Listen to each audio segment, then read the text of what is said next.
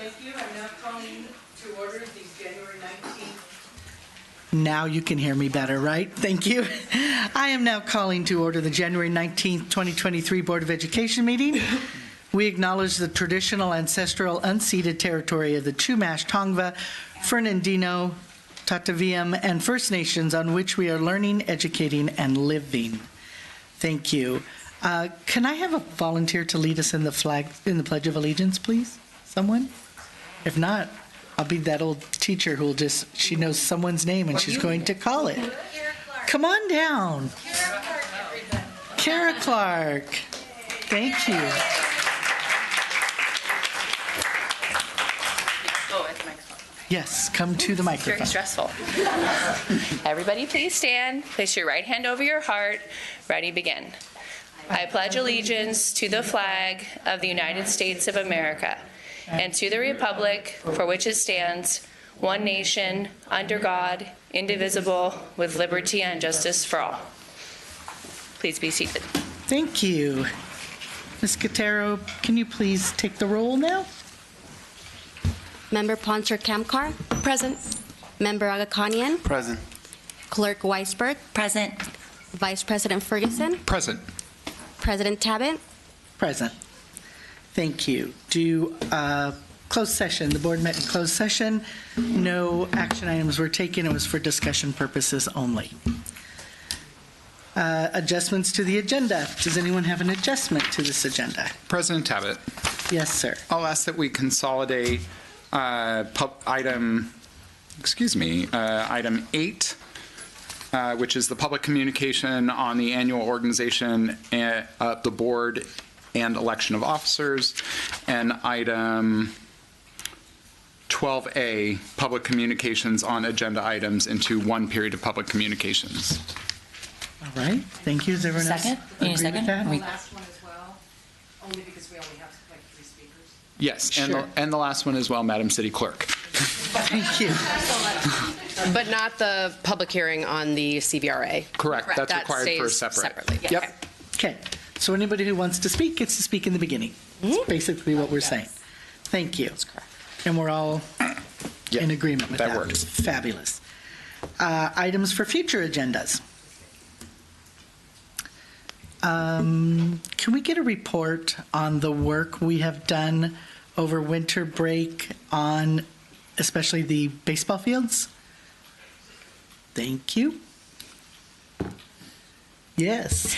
I know, thank you, Dr. Knappich, for being so helpful over the last week. I've been asking about 20 billion questions about fundraising. So I'd like to get a report back just on, in general, fundraising guidelines, the way it's looking at all of our different school sites, to have a further conversation about equity. Thank you. Anyone else? Awesome. Here we are, number 8, public communication on the annual organization of the board and election of officers. And general public comments. Thank you, Mr. Ferguson, for guiding me. Our first speaker then, well, is that how we're going to do all of these at one time? Okay. Unless they're for the public hearing. Yes, unless you're here for the public hearing, right. And so far, Mr. Donahue, are you here for the public hearing? I can be, but I'd like to speak first. Okay, it's not your turn. But yeah, I just wanted to make sure. Just wanted to make sure. Kathy Bauer, you are the first speaker tonight, followed by Jason Lewis. Is this where I go? Yes, ma'am. Hello, and thank you. My son was severely injured at John Muir Middle School in Mr. Washhausen's PE class. Our family had reported that my son was being physically bullied in his PE class in October 2017. My husband was told by the administrator, Ms. Salaya, that she would talk with Mr. Washhausen and make sure that our son was safe. On April 17, 2018, I got a call from the school that my son had been severely injured in PE and couldn't walk. He was in terrible pain and wouldn't tell me what happened. He didn't want to talk about it any time I asked. 3 weeks after my son was injured, I was pushing him in a wheelchair at his show choir field trip to Disneyland. While we were waiting at the gate for Disneyland to open, a child ran over and told my son that she was glad he was there and that the mean kid couldn't hurt him there. I asked her if she saw what had happened to my son. She said yes, and told me that the mean kid did this on purpose, that he pushed my son with great force, that my son went flying several feet into a whole different field, it was PE, and that the kid was laughing mockingly at my son while he was down on the ground in extreme pain and unable to walk. I remained very calm and stayed positive that day, although I was crushed inside. Fast forward, long story short, we couldn't get the help we needed from BUSD. My family and I felt that we had no choice but to file a lawsuit. Through the process, this is what we learned. During PE, Mr. Washhausen was sitting in the shade about 220 feet away from where my son was playing and did not hear that the game my son was in had gotten antagonistic, with students insulting each other and making accusations of cheating. After the attack on my son, Washhausen was so engrossed in whatever he was doing that he did not even realize that my son could not get up from the ground and that the bullying student was standing over my son, calling him names. It was only when another student ran to Mr. Washhausen's location that Washhausen learned that an injury had occurred. To make matters even worse, Washhausen didn't report the incident to BUSD. Rather, one of the students in the class was so appalled by what had happened that she told her mother, who reported the incident to Miss Salaya. Yet Miss Salaya kept no record of the report, did not speak to my son, did not speak to Washhausen, and did not tell my husband or me. We had to go all the way to trial. Thankfully, this and other truths came out, and the jury unanimously found BUSD and Washhausen liable. Records are publicly available. BUSD is appealing and still refuses to take responsibility.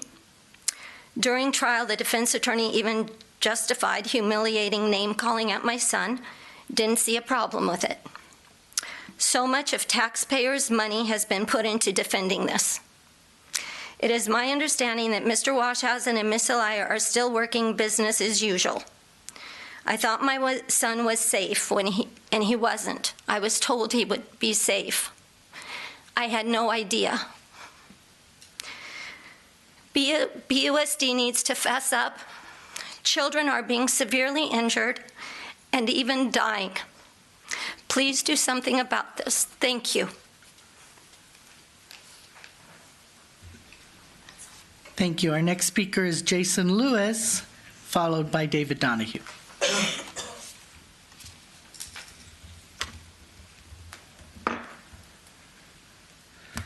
Good evening. My name is Jason Lewis. I currently serve as Vice Chair of the Burbank Transportation Commission, but I'm here tonight representing myself only as a parent. I'm grateful to have 2 young children enrolled in Burbank Unified. We were all here last month when Disney Elementary was here to sing to you, and my oldest started at Dolores Huerta Middle School last year. Like a lot of parents, we originally moved to Burbank for the schools, and as such, I've been a resident of here for over 15 years. But I'm not here tonight to discuss the excellent education my sons are receiving. I'm here to talk about another overlapping interest of mine, and that is student athletics. I've been a lifelong participant of many sports, which began with AYSO soccer and continued with Little League baseball all through high school, and it hasn't left me even today. Now, I wish I was here on a happy note, but I read something in the news about our high school softball teams that made me sick to my stomach in a familiar way.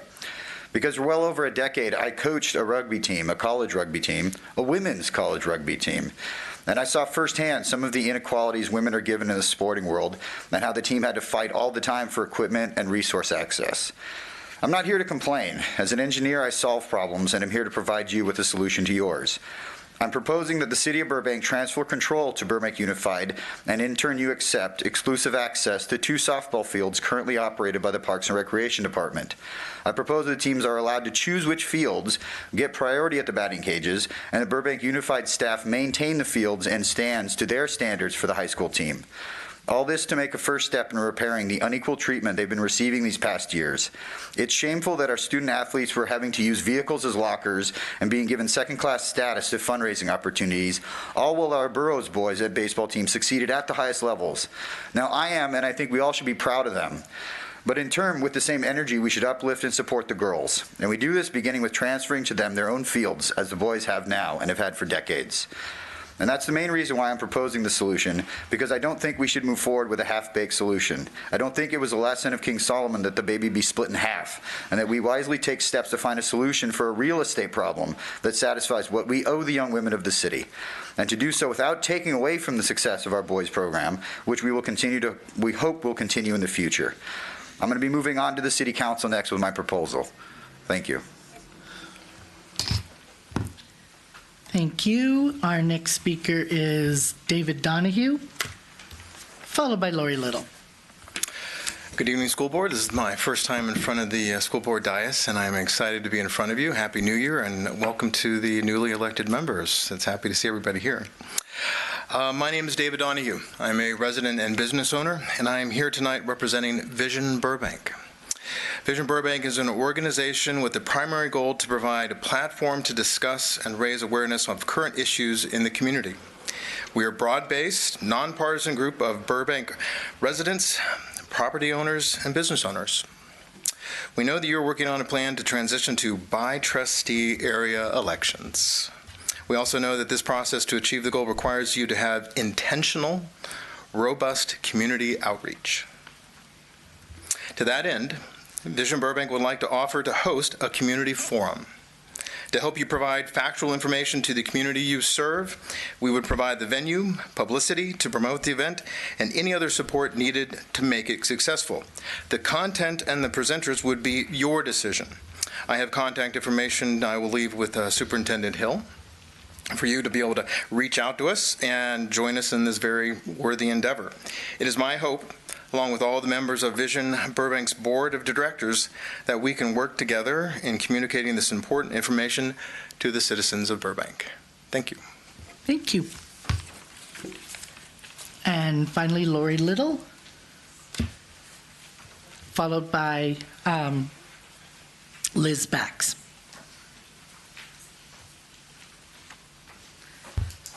Hi, everybody. Just to be clear, I am not here in my official role tonight. Tonight I am sports mom. I'm sports mom. I wanted to talk to you all. Last year there were some issues with crowd control at the Burbank Burroughs softball games. There were 3 of them. Dr. Hill and Dr. Paramo were wonderful. They sat down with me. They heard my concerns. We had a nice long conversation about it. And I'm not here tonight because I didn't feel heard.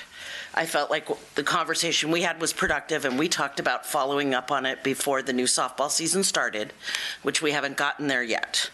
But I had every faith that they were going to talk to me, so please don't feel like I'm complaining about something that they did. My daughter also plays basketball. I have been at the basketball games. I have friends with children in soccer, in water polo. And I think we just have a crowd control problem in general at these rivalry games. The basketball game last week, Burbank High ASB had a sign up that said bear hunting season. Little disturbing. Kids on both sides of the auditorium, the gymnasium, Burbank and Burroughs side, hand gestures, screaming things. You know, we have little ones that are coming to these games to watch the big kids play because they want to be them. And this is the behavior that is being modeled for them.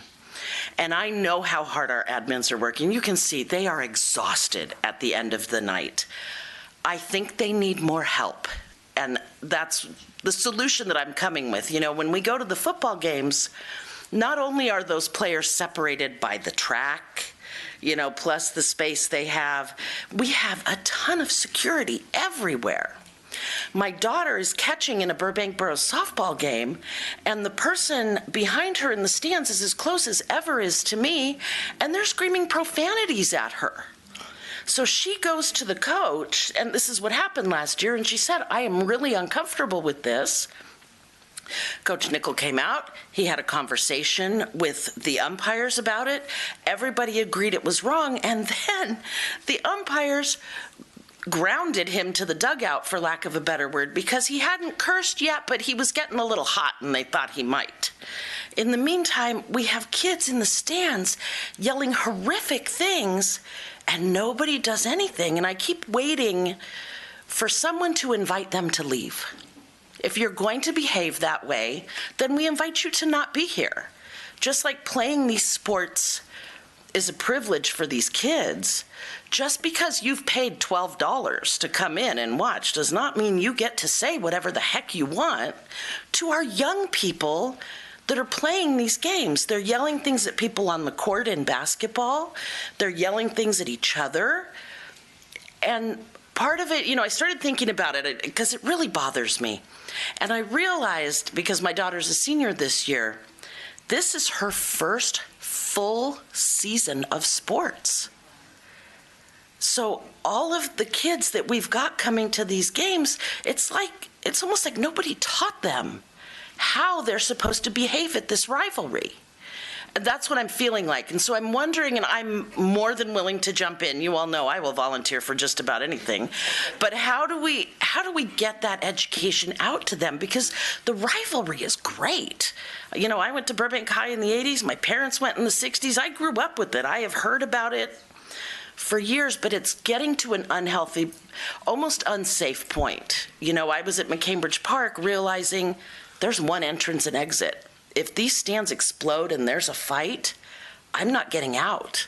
And neither are the kids, the elderly grandparents.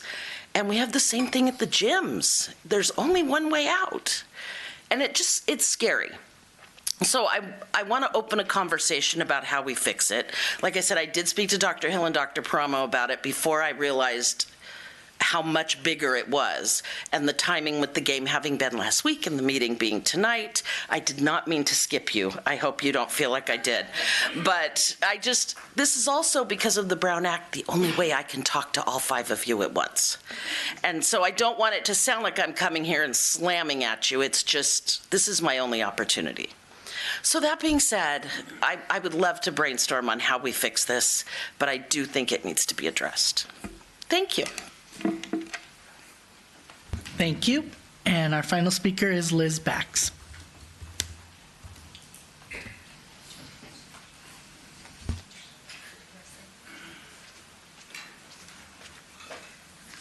Hi, I'm Liz Bax, for those of you who don't know me. I thought there was going to be a lot more before I spoke, so I thought I had a breath. But someone told me on the way here that they were starting public comment. So hi to all of you staff and board members, and new and old.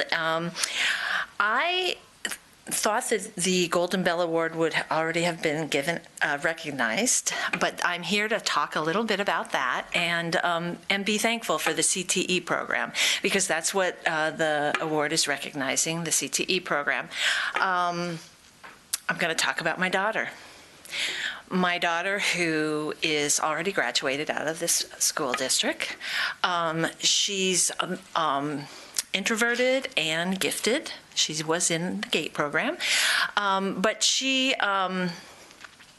would not be where she is today if it wasn't for those 2 programs.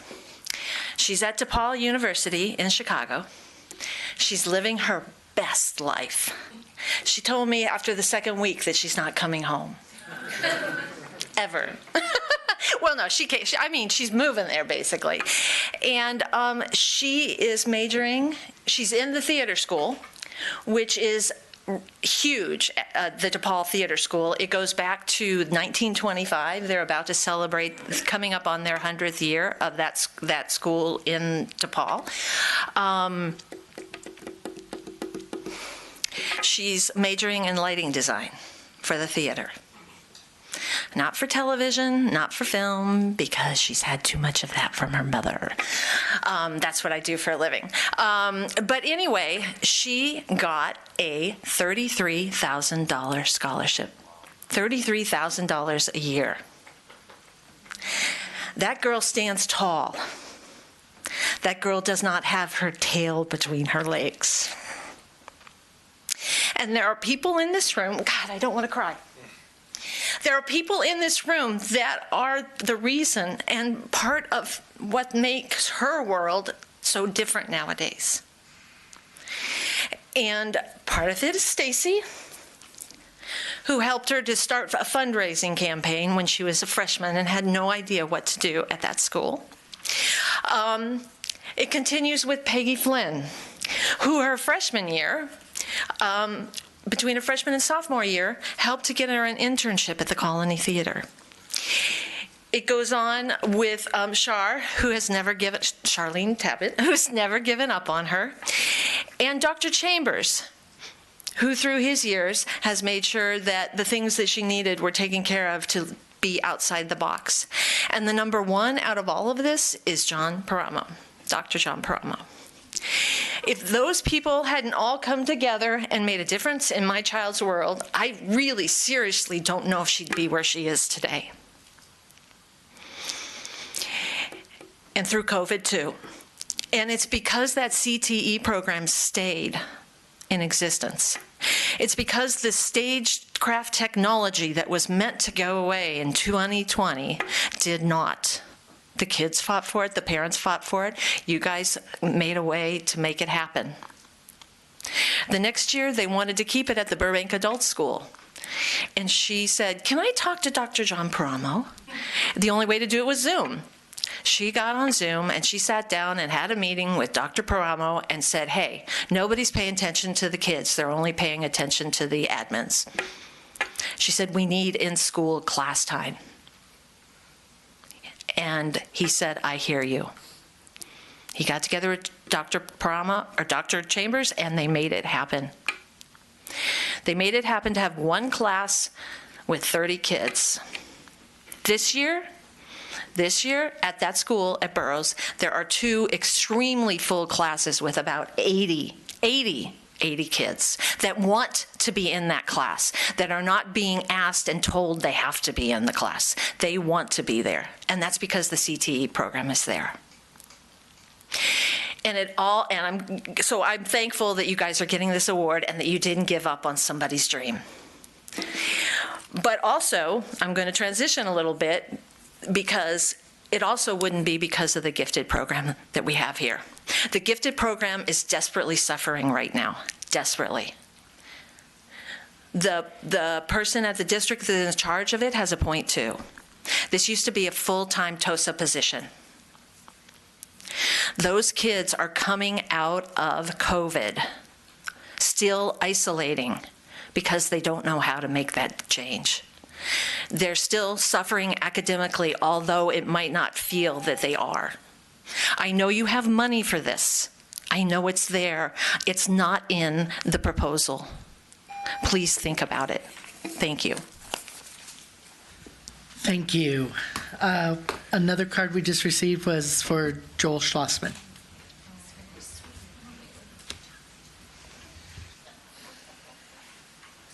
Anyone else wishes to speak, please turn your card in. Good evening, everybody. You know, I've attended one or two of these meetings, and one of the things that I've noticed is a lot of folks, they want to have a dialogue with you. They might be citizens, they might be parents, something that's important to them to talk about. And because of the Brown Act, you can only listen and give very brief comments. There's no action. And unless a parent is able to convince you that what they want to talk about is important enough, it's not going to get on the agenda. And really, it's up to you folks or the superintendent to place things on the agenda.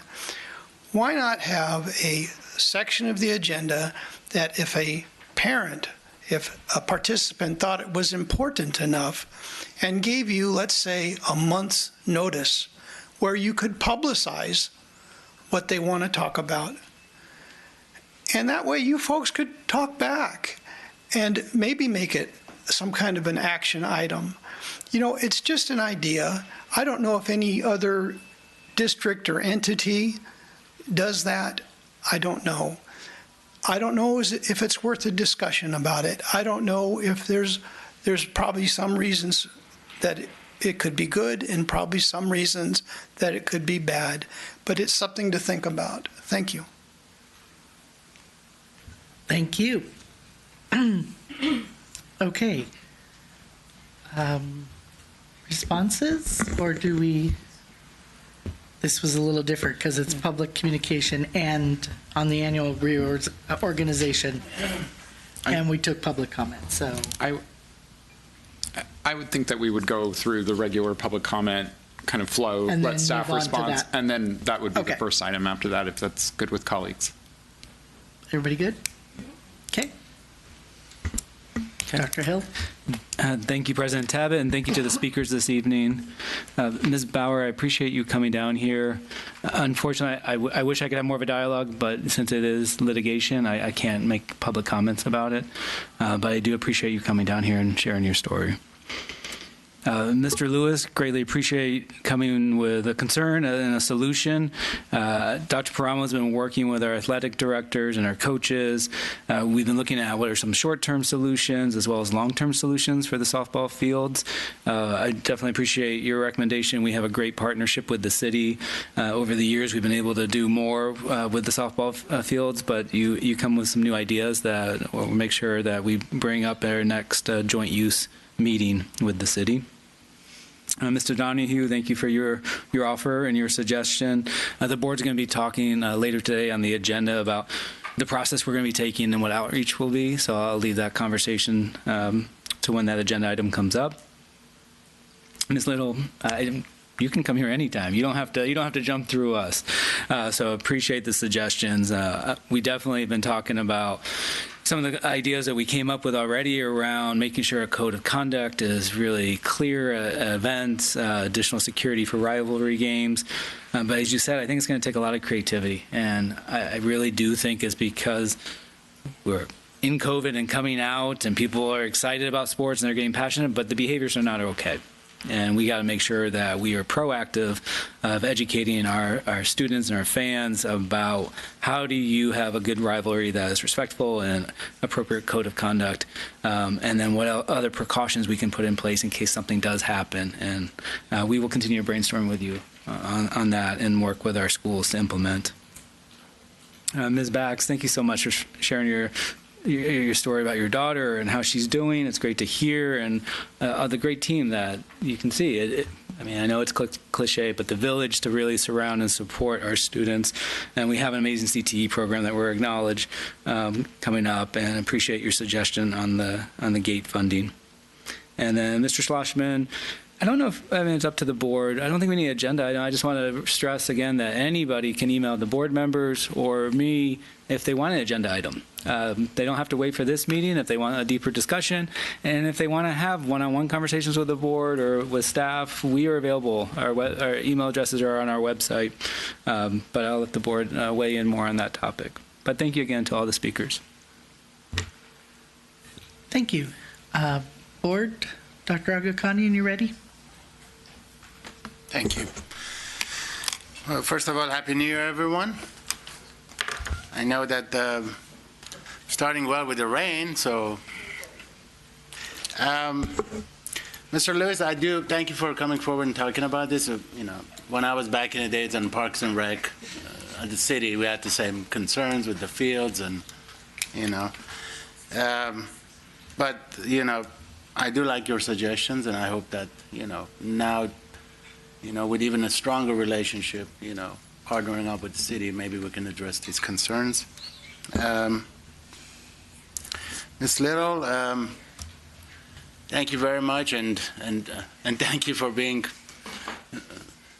polite and understanding about the fact that you're here and talking about this. But I've also heard people who are not going to the games anymore because of these behaviors. So it is a concern, and some people actually are afraid, like even wearing the wrong color almost. Like we're not there yet, but I don't want people to be, So I do agree with you, and I'm sure we'll hopefully come up with a solution. But Mr. Donahue, thank you very much, and for coming forward. I know your organization has a website too, and thank you for, offering and extending your support. And Ms. Bax, thank you very much for, not only sharing that wonderful story, but also acknowledging our wonderful teachers, faculty, and staff. Sometimes people forget that, how much hard work goes into all these success stories. And I'm very happy that when I hear that our students moving on and 30,000 a year, that's good. So I'm very happy. But again, my hope is for this year to even hear more stories about how wonderful our district is and how wonderful our faculty, staff, and all the workers, teachers, everyone. So more of this, I think it will help not only, some individuals who, going through the COVID and all the issues right now, I think more positive. I'm looking forward to a 2023 that's more of positive language and acknowledging one another and really, celebrating our, students, and not only right now, but, after they graduate. Thank you very much, Madam Chair. Thank you. Abby, are you ready?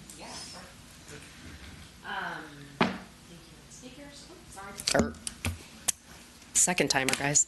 Thank you to all the speakers this evening. Thank you for coming out. I agree with much of what's been said about the very helpful suggestions around the fields and the agenda items, and especially Mr. Donahue, the offer to host a community forum is very generous.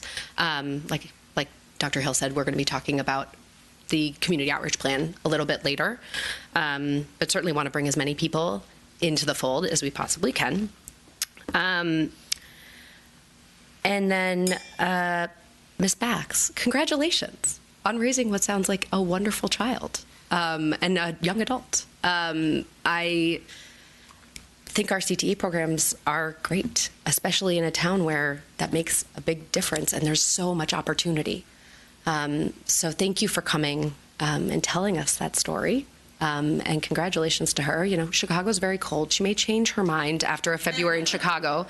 I say that as a Midwestern person. So I hope for you that she comes back. No, not to live with you, just in general. But thank you to all for public comment. Thank you. Dr. Weisberg. Thank you very much. Thank you to everybody who spoke. I say this at every board meeting, but if you see me typing when you're talking, it's not because I'm doing something else. I take notes so I can actually remember what was being said, because I have a sieve for a brain. Ms. Bauer, thank you for coming and speaking. I can't imagine how difficult it was for you. It sounds like it's just been a lot of years of pain for you and for your son and for your family. So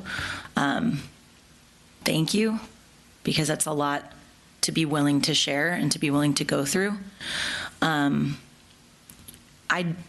am not aware of anything about this, and so all I can really do is just extend authentic thank you and care and concern, and I hope that you'll be able to have continued conversations with Dr. Hill moving forward that will bring you and your son, yes, some closure, and I hope you'll return and talk with us. You can also email us and reach out to us at any point. So I hope this doesn't sound dismissive. I mean it authentically.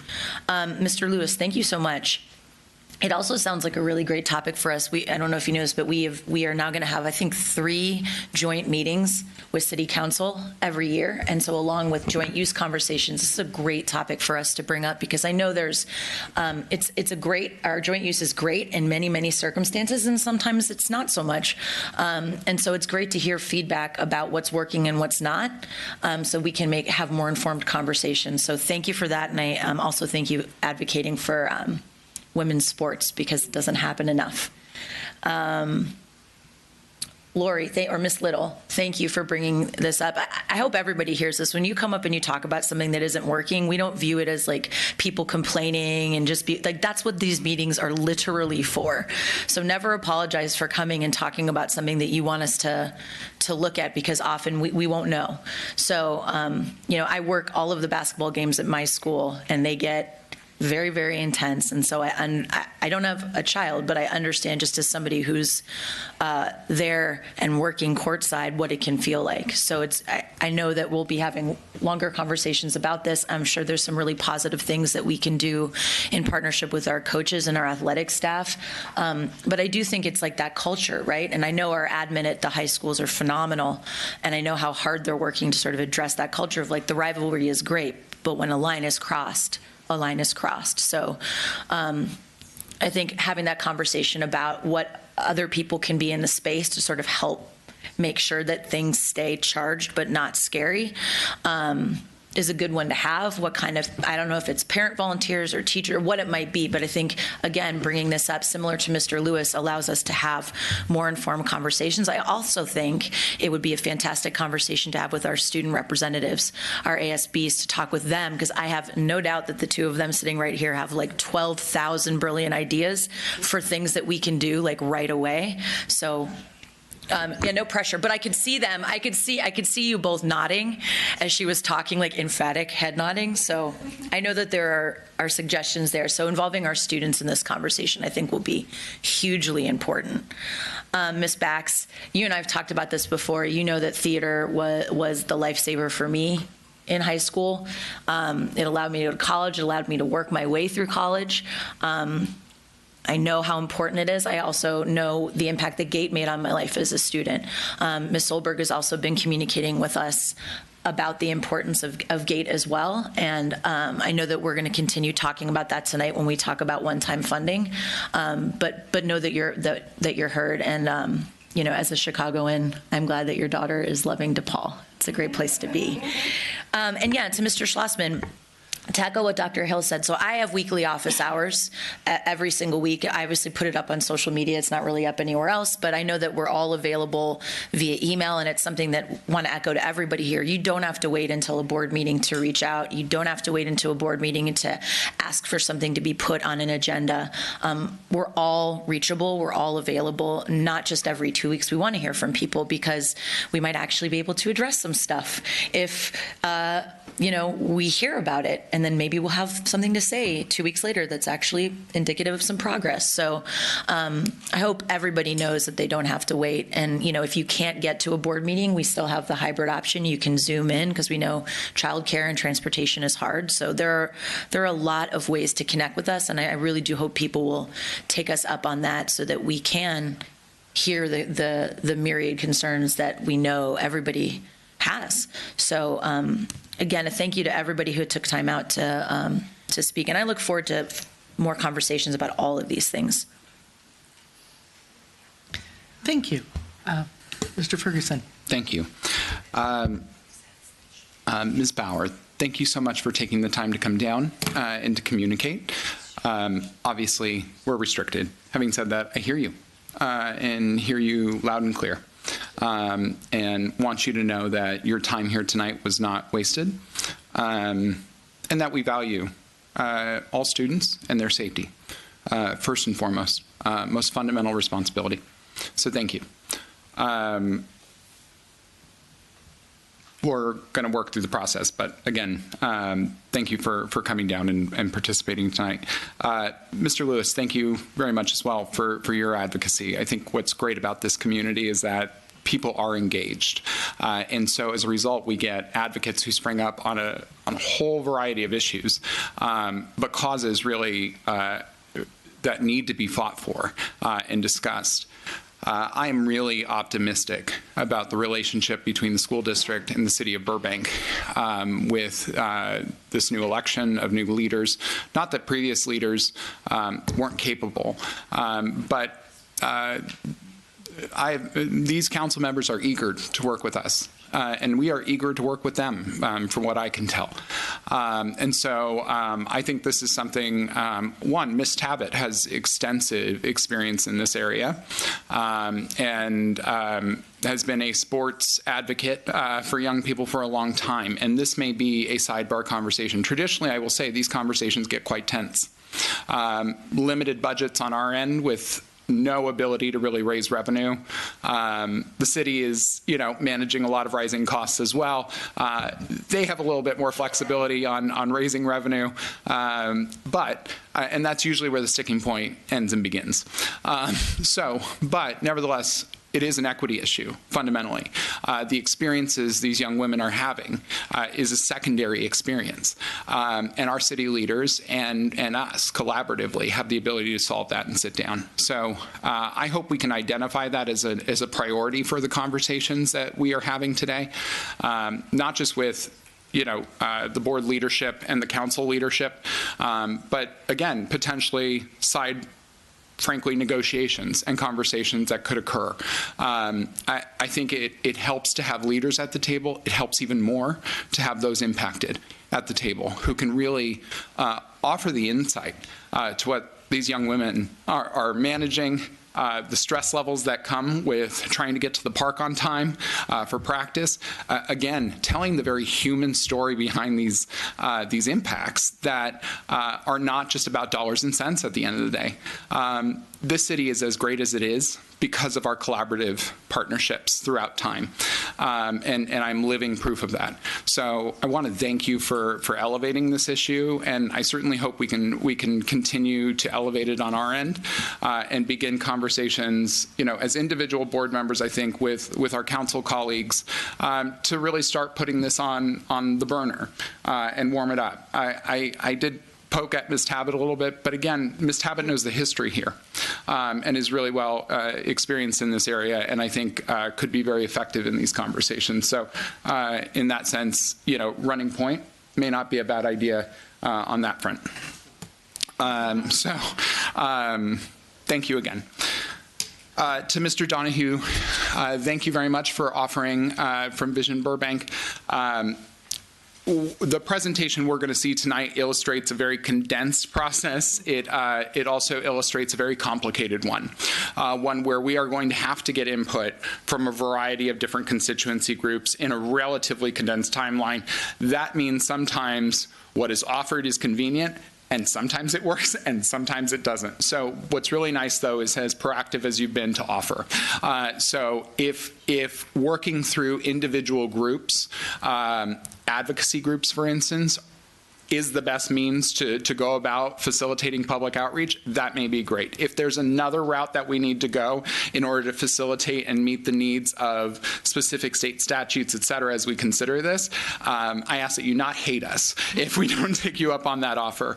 As, again, we are dealing with a very restricted timeline, but I can't tell you how much I appreciate, one, your engagement, paying attention to this. This is a town that, especially when it comes to its governance, transforms and changes and is very comfortable with change very gradually. This is not going to be gradual. This is going to be welcome to the Hunger Games and we're off. So we've got a lot of education to do as a result of that. And to have people engaged and paying attention in the way that you are brings me comfort, frankly, as a leader who is responsible fundamentally to making sure that everybody understands where we're going, as all of us are. So thank you. And definitely we'll consider that. Ms. Bax, it's good to see you.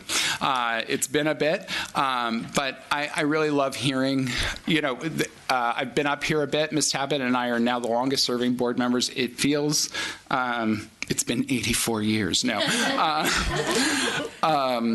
But we often make these decisions, and no matter how hard we work to stay connected to the work, because they're amazing. Our kids are amazing. We don't always get to see the impacts. We don't always get to hear about really the heroes that we interact with every single day. People like Dr. Paramo, people like Peggy Flynn. These are people who, again, live, eat, breathe student success stories. And it's a part, the vast majority of what makes our district great. And that greatness doesn't come without a lot of sacrifice on their part. The phone that won't shut off every weekend, the text messages that they get, the manic parents at times who are very concerned about their students and their well-being and the opportunities that they face. I'm so happy that for your daughter, it ended up so well. I'm haunted by the students who it doesn't. But we can't forget the success stories either. And so just thanks for reminding us. And again, good to see you. On the GATE part as well, I've received feedback and public outreach on GATE funding. Students who learn differently, I think, is always something that we've kind of broadly know to pay attention to. Have we always had the funding to address it equitably? No. So I think finding that pathway forward always is the kind of the negotiating point that we've got to figure out. But again, always appreciate it being elevated by the parents who advocate for those student populations within our school sites. It is front of mind, and I know it is for our administration as well, as they approach these funding decisions and recommendations. To Ms. Little, always great to see you, hear you. I see you back there. I have to say, I have seen some stuff on social media I'm deeply concerned with. That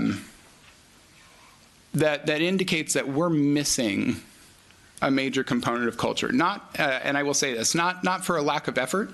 I think there are a lot of people doing work, but I think I have a theory that again, as you kind of illuminated, for your daughter, this is the first time she's playing a full season in high school because of the pandemic lockdowns. And I think there are so many different needs that we tried to meet when we reopened, and frankly, that we're still recovering from. You know, a lot of our SPED families are just agonizing over how far behind their kiddos are. I hear that, and we're doing our best to catch up. But, you know, there are also other kind of social development areas that we haven't necessarily had the time or capacity to prioritize in the same way. It's never acceptable for students to unfurl a banner with expletives lobbied at another school, and then to celebrate that by posting it on Instagram. It's never okay. It's not who we are. And if we allow that to happen, that is who we are. Not today. So what I will ask is that there needs to be a district-wide conversation with every single coach and every single team on sportsmanship. My hope is that we can get that done in the next 2 weeks. If we could inform the board when that happens, that would be great, because I do think that is feeding. People take their cues from their team at times. And again, I also want to say, I know plenty of our coaches who work really hard to set the tone on culture. But I think this is just something we need to reiterate. I also believe that a part of our contracts with our coaches incorporates some component about sportsmanship. But I would like to take another look at that and have a board report on that. Because if there's, for instance, a coach featured in one of these posts and participating in these actions, they have no business being around our kids. Zero. Because that's not who we are. And I think that needs to be clear so that they're aware of that. I think strong actions like that, and every season, a conversation in the beginning of the season, set the tone appropriately so. A lot of the people in this district and a lot of our admin team are former athletes. You know what it means to have the respect of your coach. But if your coach is not setting an example, that audience is not going to set the example. Crowd control, I'm worried about that a little bit, but I think, again, it just, for all coaching staff. But again, crowd control, I am worried about. Resources are limited on that front. And so, but again, I think what we can do is tone it down by working with the coaching staff. I would like to make sure we're engaging with our student leaders on this, because I think they obviously have 1,000 different ideas, but I also think they have 10,000 different examples. And I think what we see on social media, what is escalated to our attention, is just the beginning of what could be potentially happening. So there are ways, I think, that are smart, that we can approach these issues without breaking the bank. But I think it requires a bit of a reminder at this moment. So again, thank you, Ms. Little, for bringing that up. I don't think you tattled on anybody.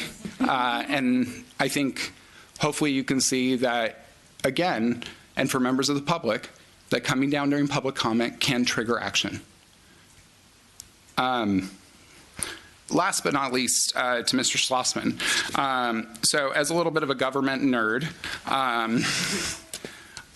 there's an interesting mechanism in the United Kingdom that they actually do, which is an online petition, which, if it crosses a certain threshold, it triggers a bill consideration in the UK Parliament.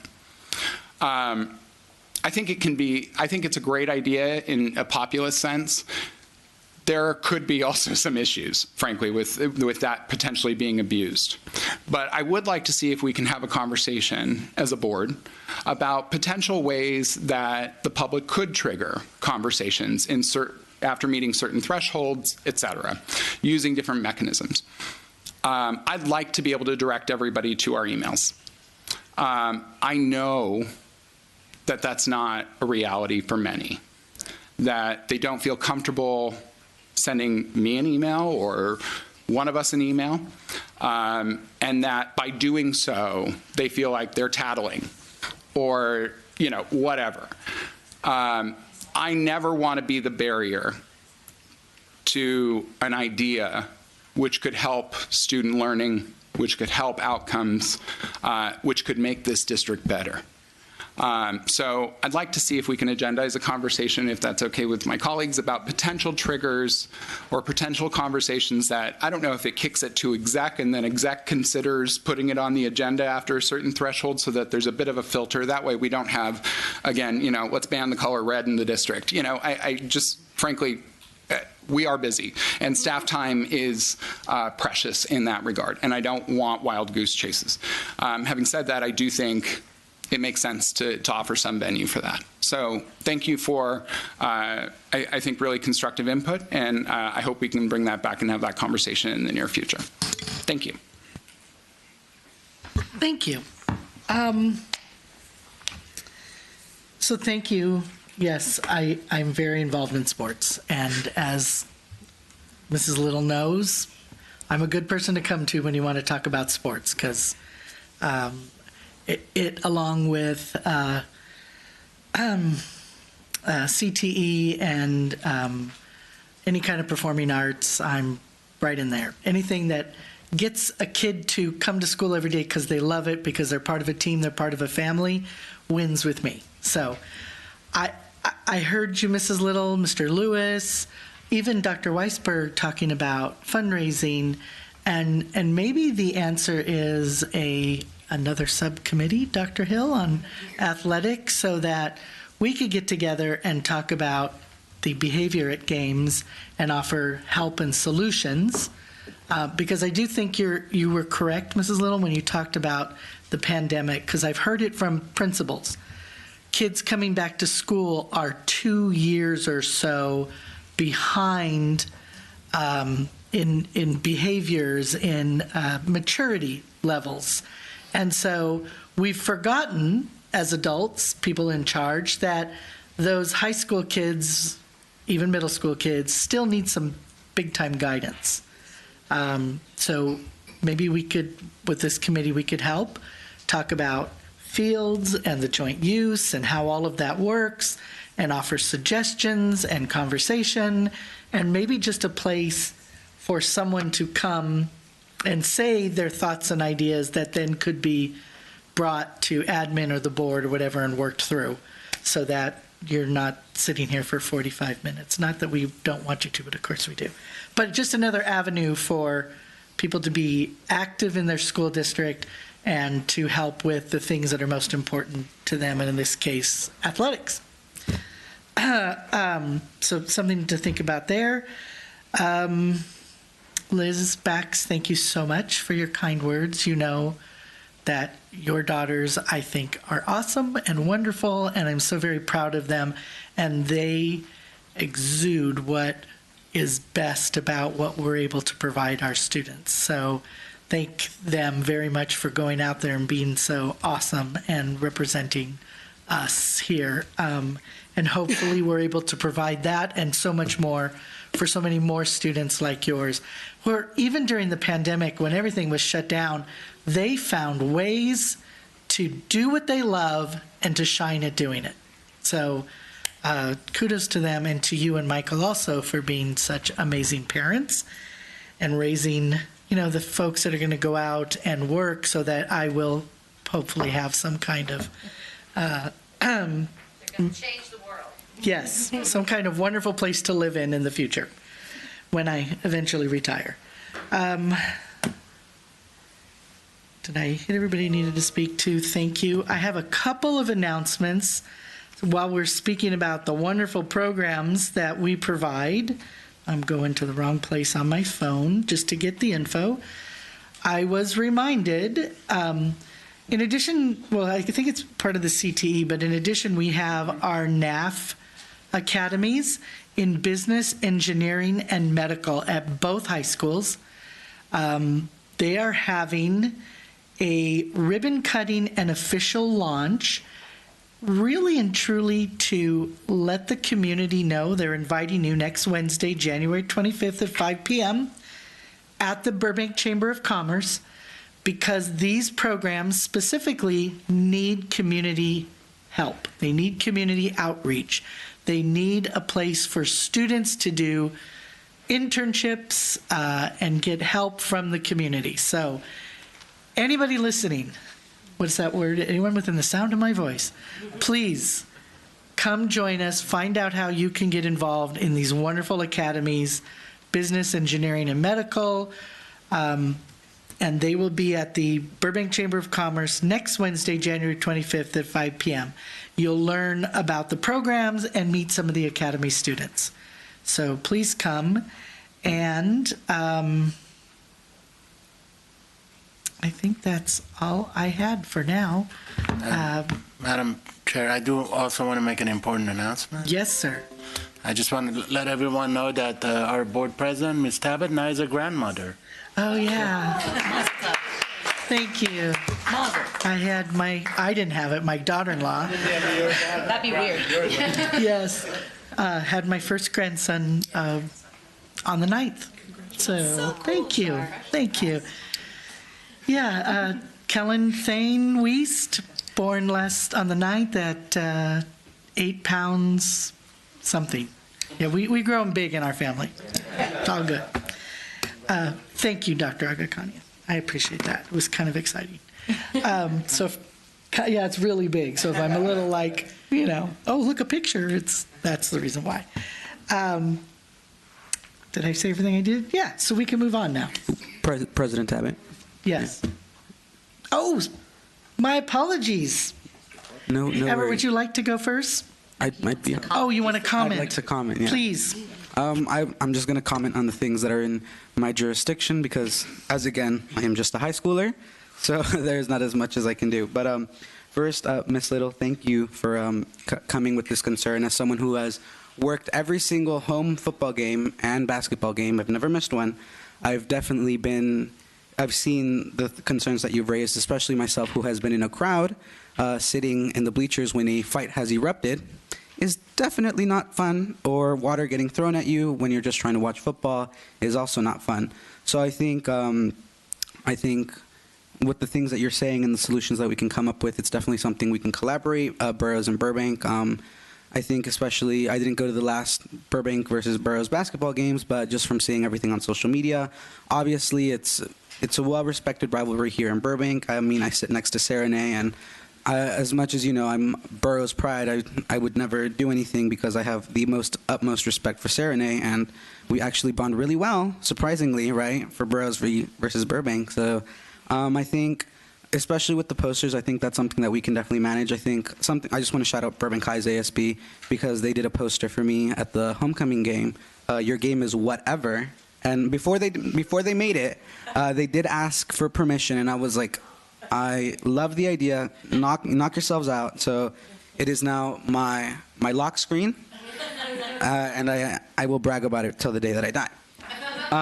But definitely, I think both sides coming back from the pandemic, seeing argues. I remember my freshman year when there was that respect when we would go back and forth with chants, and it was something that was really fun. And then after, kumbaya at Bob's Big Boys, and talk about the game and what we liked and congratulate both players on the side. So I think that's something. At Burroughs, I've had to kick out students myself. As much as I am not a fan of it, and as much as people don't like me for it, they understand that we have to do that. So at Burroughs, actually, I don't know if you saw Miss Little, but at the games we're now handing out little cards that say the expectations of the game. So leadership. The parents, you're here to support your players, not to yell at your others. Students, you're here to support your peers, not to yell at the other team. Or if you have something to say to the refs, keep your mouth shut because you are not a ref. So I think those are some things that we can definitely work. I would love to sit down and have a conversation with you.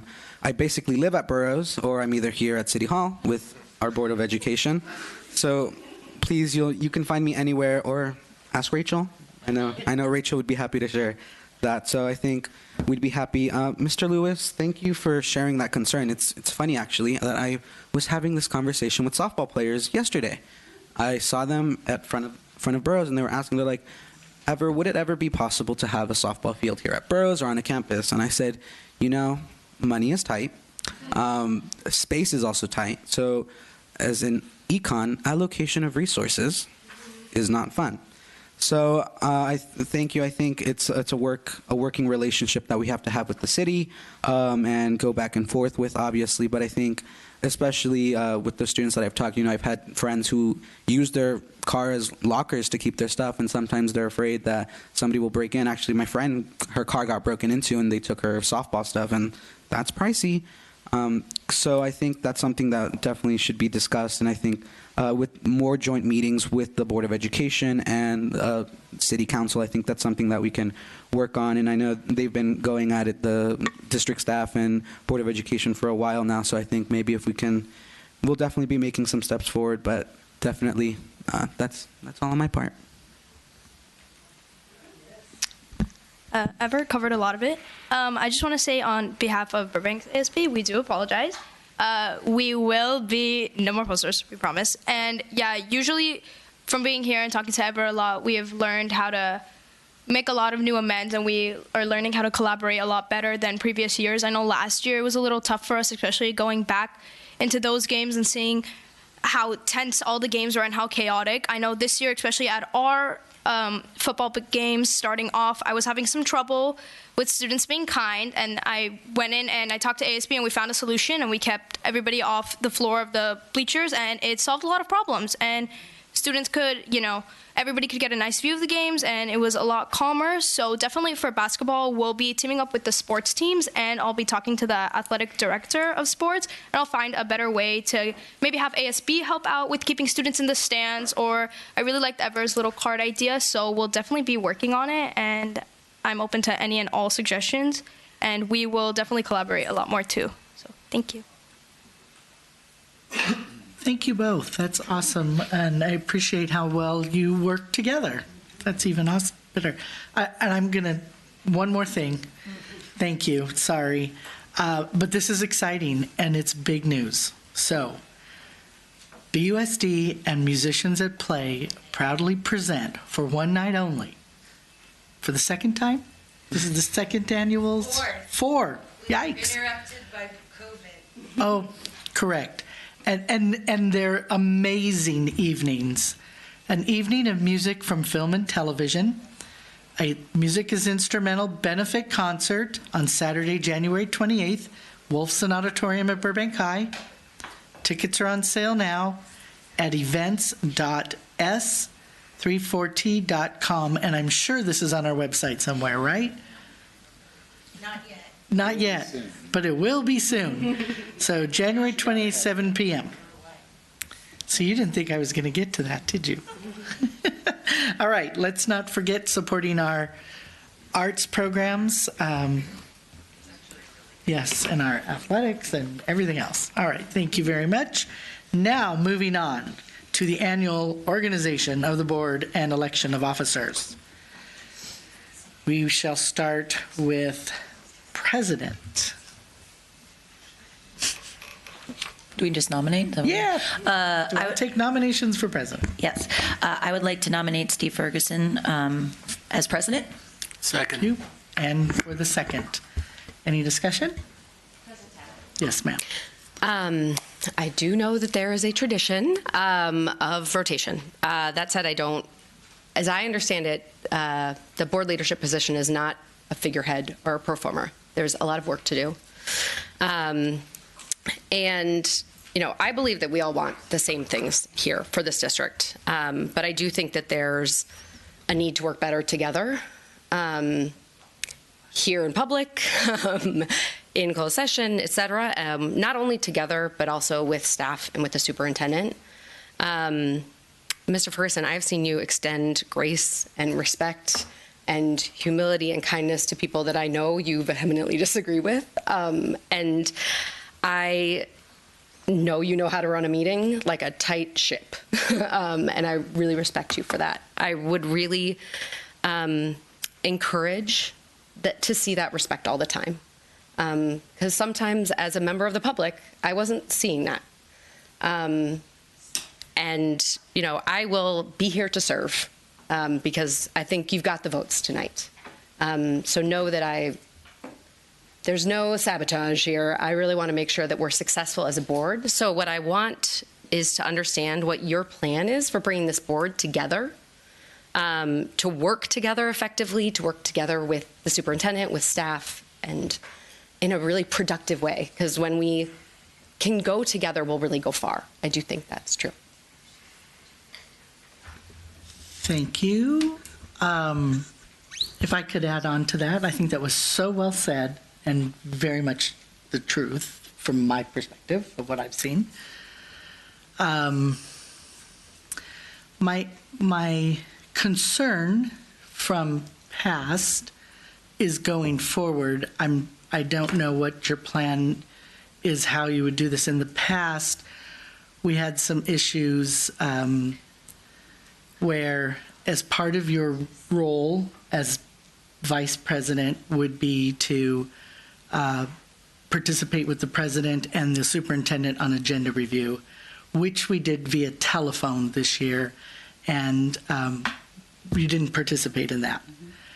And I think that was one issue I had. The second issue was after some issues a year ago last fall and going forward, refusing to meet with the superintendent without council present.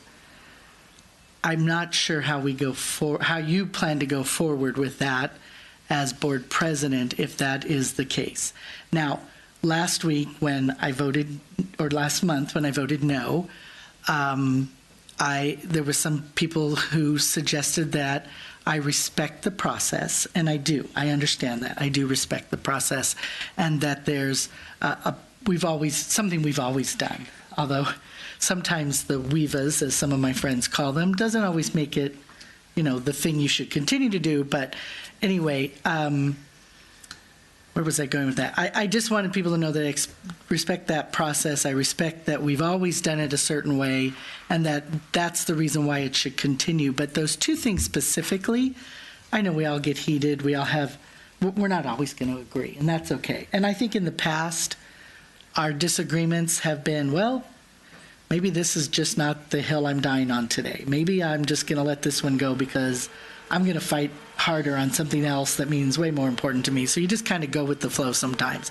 And sometimes you don't. You vote no or whatever. So I'm just want to make sure that you understand that my disappointment from the previous year were those two issues, where it made it difficult to get things done well, when we all couldn't meet with the superintendent or needed to spend money to have counsel here, or not have agenda review done appropriately. So those are my two concerns going forward. So that would be about it. And you can say yes. So, you want to go? I'm comfortable with going if you're okay with me jumping in. Absolutely. Okay. So, first of all, thank you to my colleagues. I appreciate, frankly, leadership is important. And I think, frankly, over the past 2 years, everybody has disappointed one another at one moment in time. This is my moment for accountability, and I understand that. But more than anything, I will say this moving forward. The path moving forward to working together more effectively is not going to be through one board member. It is going to be through processes and direct focus and repeated focus on building consensus and identifying a pathway forward that all of us can support and to do. There were moments, certainly in the past 2 years, where I have felt things have been shoved through, where I don't feel that we have done a good job of ensuring that everybody's voices were heard. Instead, I felt that there were times where, again, things were rushed through, et cetera. I do not want to be a board president who does that, because I have been on the receiving end of what that feels like. I'm also sitting here with two colleagues who couldn't support me a month ago, and realizing very much so how critical it is to demonstrate leadership in a way that, one, can not only allow us to work effectively together, but also allow, frankly, the focus to return to student achievement. That can have conversations that are, individuals who, frankly, again, who can steer the ship back to some of the kids I talked about during public comment, frankly. You specifically cited situations, for instance, with agenda review, et cetera. I will be very frank that I have not felt safe in certain situations and in the way that things have been forced through at times to participate in those conversations. I want to do everything I can to make sure every board member feels safe to participate in every forum that they are responsible for participating in. And I did not feel that that was an option that was always extended to me. And frankly, there was not outreach to me either to ask what could be done to create a safer forum for me to participate. It is pretty clear that the superintendent and I have had disagreements over the past year. What I fundamentally know about this office is that this is not about me, and that I have fundamentally a responsibility to this public and this community that I love with all of me. I believe the superintendent believes that too. I believe that both of us are very capable of putting mission above personal disagreements, and I'm committed to that. I reserve my right as an elected representative of this community who is listening to constituents, who is listening to members of our school community, to withhold approval. Tone is not always appropriate. I understand that. And frankly, again, while I think most people were enjoying their holiday break, I was very much reflecting, because I don't go home to a family, I go home to a pug. And I think, and these 15,000 kids are my family. And the reality is that there's a lot, whether it's our kids, our custodial teams, who are suffering right now. And I owe it to them to be able to build that consensus. So I promise we will continue to disagree on the values-based decisions where we disagree. I promise to be more reflective in how I address certain things, and to be more courteous at times and patient. I hope you will do the same, because it's not always one-sided, and I refuse to say that it is one-sided. And last but not least, if the superintendent is feeling up to it, I would like to start with a breakfast or a lunch where we can sit down and establish norms where both of us feel safe. Requesting legal counsel being present was an effort for me to feel safe. If we can build that, that would be great. If not, and we need others present to do that, I'm comfortable with that too. But what I want to do, again, is focus on creating safe spaces for all of us to participate, and I haven't always felt like that's been the case. So my plan for moving forward looks like that. I am not supposed to be here. I don't have a college degree. I don't have kids. I'm not supposed to be in this chair by all definitions. So every day is a blessing. That's kind of what I love about this job.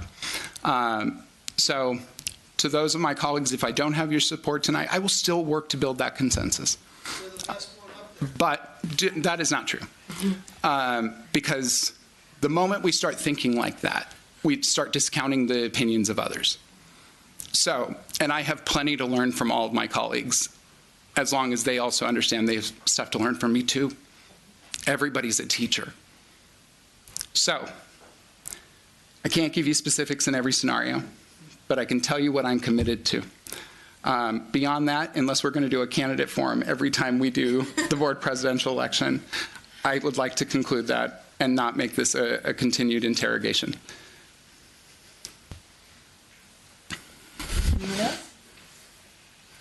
Okay. Thank you for the opportunity.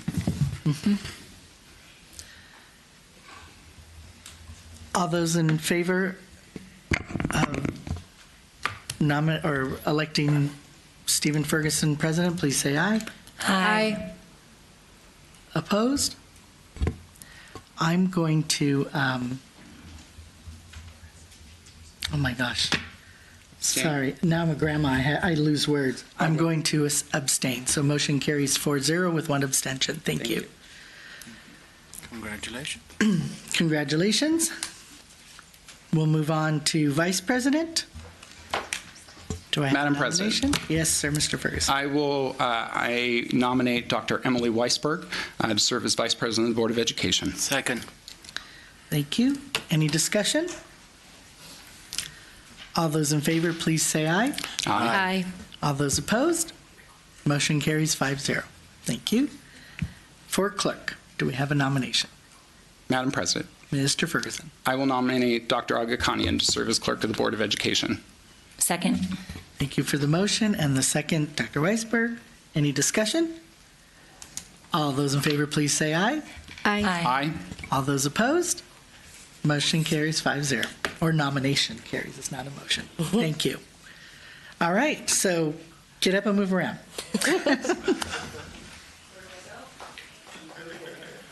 Oh. Okay.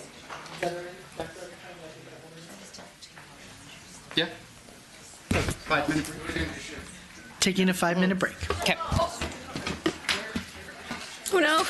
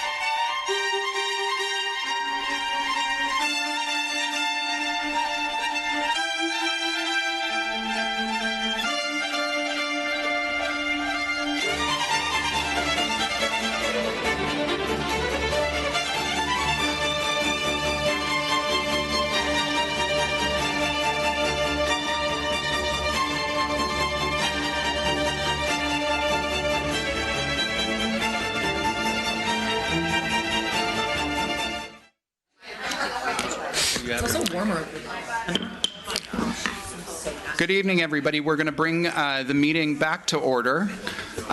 Ms. Tabbitt is taking a brief phone call, so she will be joining us in a few minutes. It's a personal call, so but she allowed us to move forward without her temporarily. So again, thanks again for joining us and for tuning back in.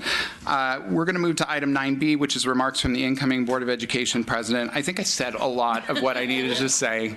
Having said that, it is the greatest honor, privilege of a lifetime to serve the incredible students of this school district, both our children and our adult learners, and to bear witness in ways that are unique to the hard work, selflessness, and inspirational dedication of our district employees. I am living proof of what happens when district employees invest in getting kids across the finish line. I'm living proof of that, and we'll spend a lifetime repaying that debt. So thank you to everybody. This is my second time serving as president of the Board of Education, and again, it's like living a dream.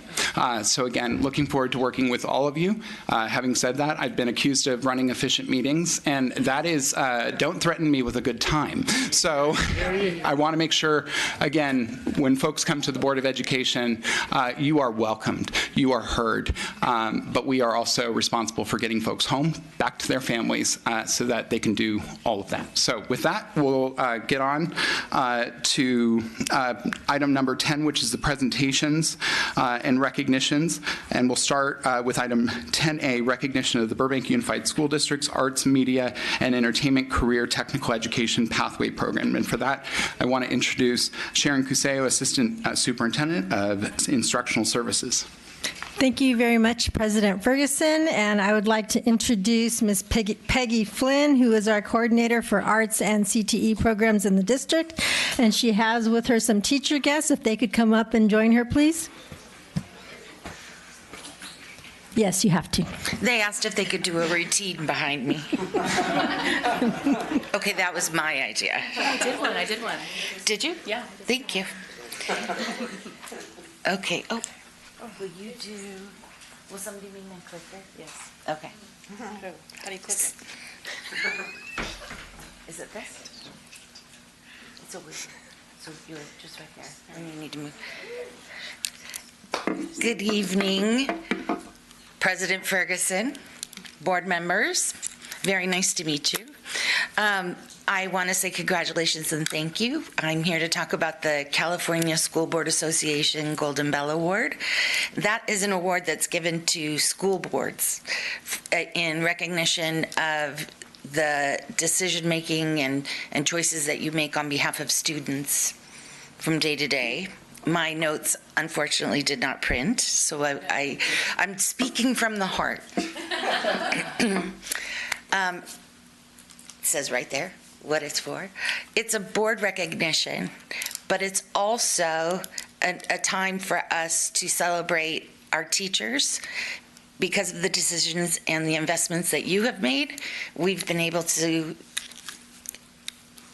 attract and retain some of the best teachers in the state.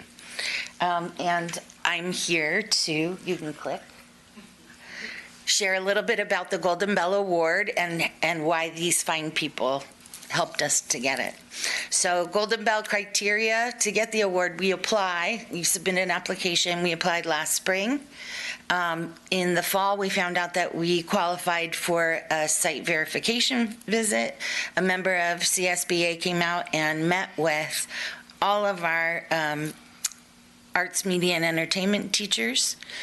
Our business partners, we had folks from Warner Brothers, from Nickelodeon, and from Volt Lights, which was especially exciting because Volt Lights is co-owned by a former theater tech student at Burbank High, who now hires our students and hosts interns, and so that was really, really fun and meaningful. The gentleman who came to visit was really impressed, not just by the touring of classrooms and the videos that we showed him, but because of how much we all enjoyed, I think. Was it just me?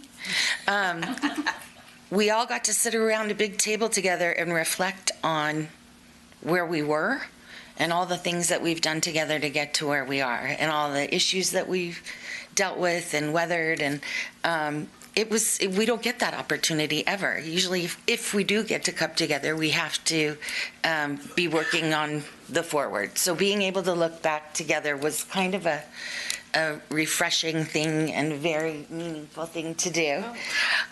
So it is a school night, but I was able to wrangle these fine people. And I want to introduce to you, these are, what you see on the screen is our Arts, Media, and Entertainment, CTE, Pathways teachers at both Burbank, Burroughs High Schools and Luther Middle School, Muir Middle School, and Huerta. Did I do something wrong? Okay. Good. And I'm not sure, President Ferguson, would you like to come, and Dr. Hill? We want to recognize our teachers for not only going above and beyond when they heard that we were nominated for this award, but for what they do every single day. I was so touched that Liz Bax came out, and even more so to have her say nice things about me, because it's these people that I support. They just tell me what they need or want, and I try and help them, along with Sharon Caseo, who's like the patron saint of CTE in Burbank. So with that, we have some certificates that we thought we would.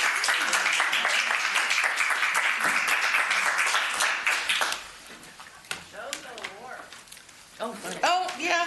Oh, that. Best part. It does ring.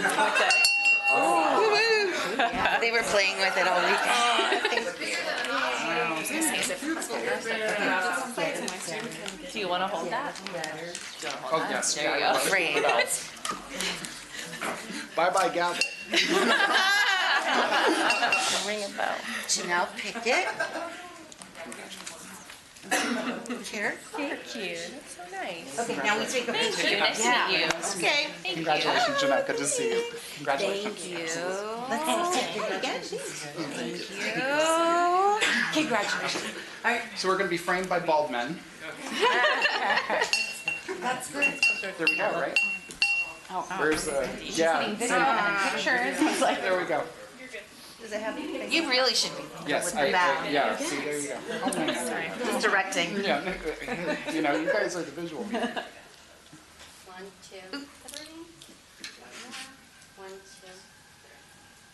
2. Thank you. Thank you. And more comments. Okay, are we done? Yeah, the student. With our teachers, would you like to say something, please?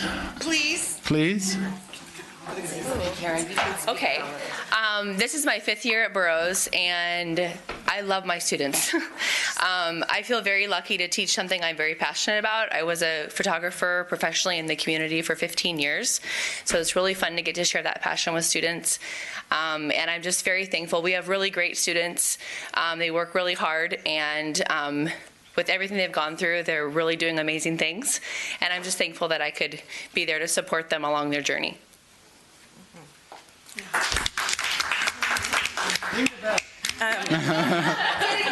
More cowbell. I've been at Burbank High School for 20 years, and I first started in special ed. I have my degree in broadcast journalism and worked at a couple different TV stations before I became a teacher. So having been able to take over the video program at Burbank High School has been like a dream come true, because now I'm doing what I studied in school and what I'm able to give to my students and see them go on. And, I have a student at USC who is doing reporting there, and then also at Northern Arizona, Tyler is doing sports reporting. So just to see the impact that something that I loved, or that I do love, bringing it to my students and being able to, produce a show every week, so or twice a week. So I just want to say thank you for the opportunity. I love Burbank High, and I love what we're doing there. So thank you.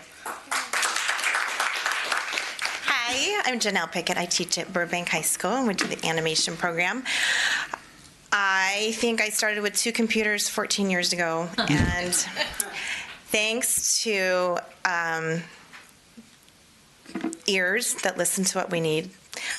Sharon was there every time I said, "Why don't you think about this? And what do you think about that?" And there's always this willingness to say, "Let's try to make it happen."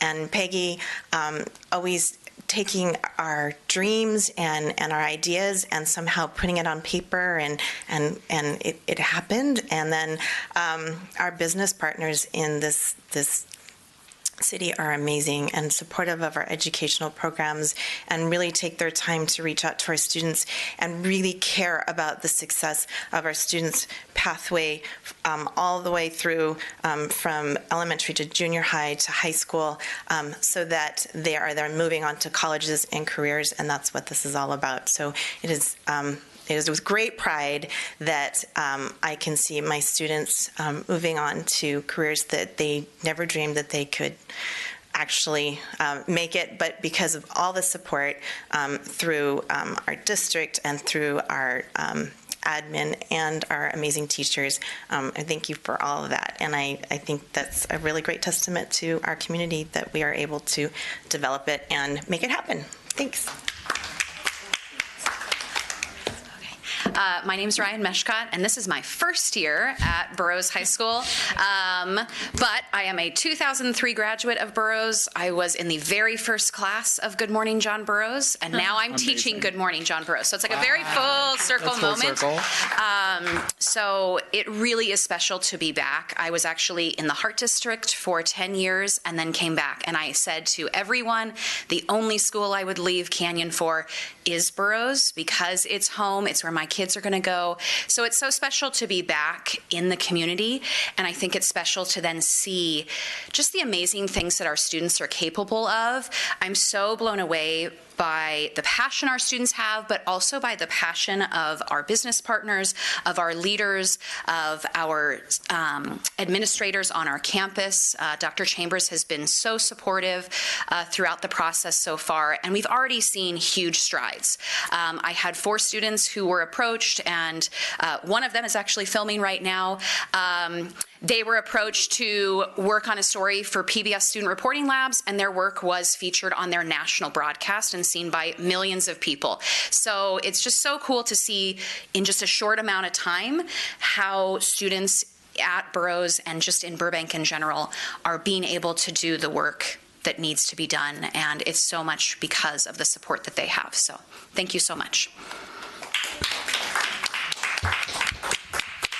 Well, again, I now get to take the lovely photos with all of you. But again, some of you are recurring characters in our continued success story of this district, and some of you are new. And it's really great to hear your connection. We're class of 07, so around that time, we're all back. But I cannot thank you enough for allowing us to be a distinguished school district in this state.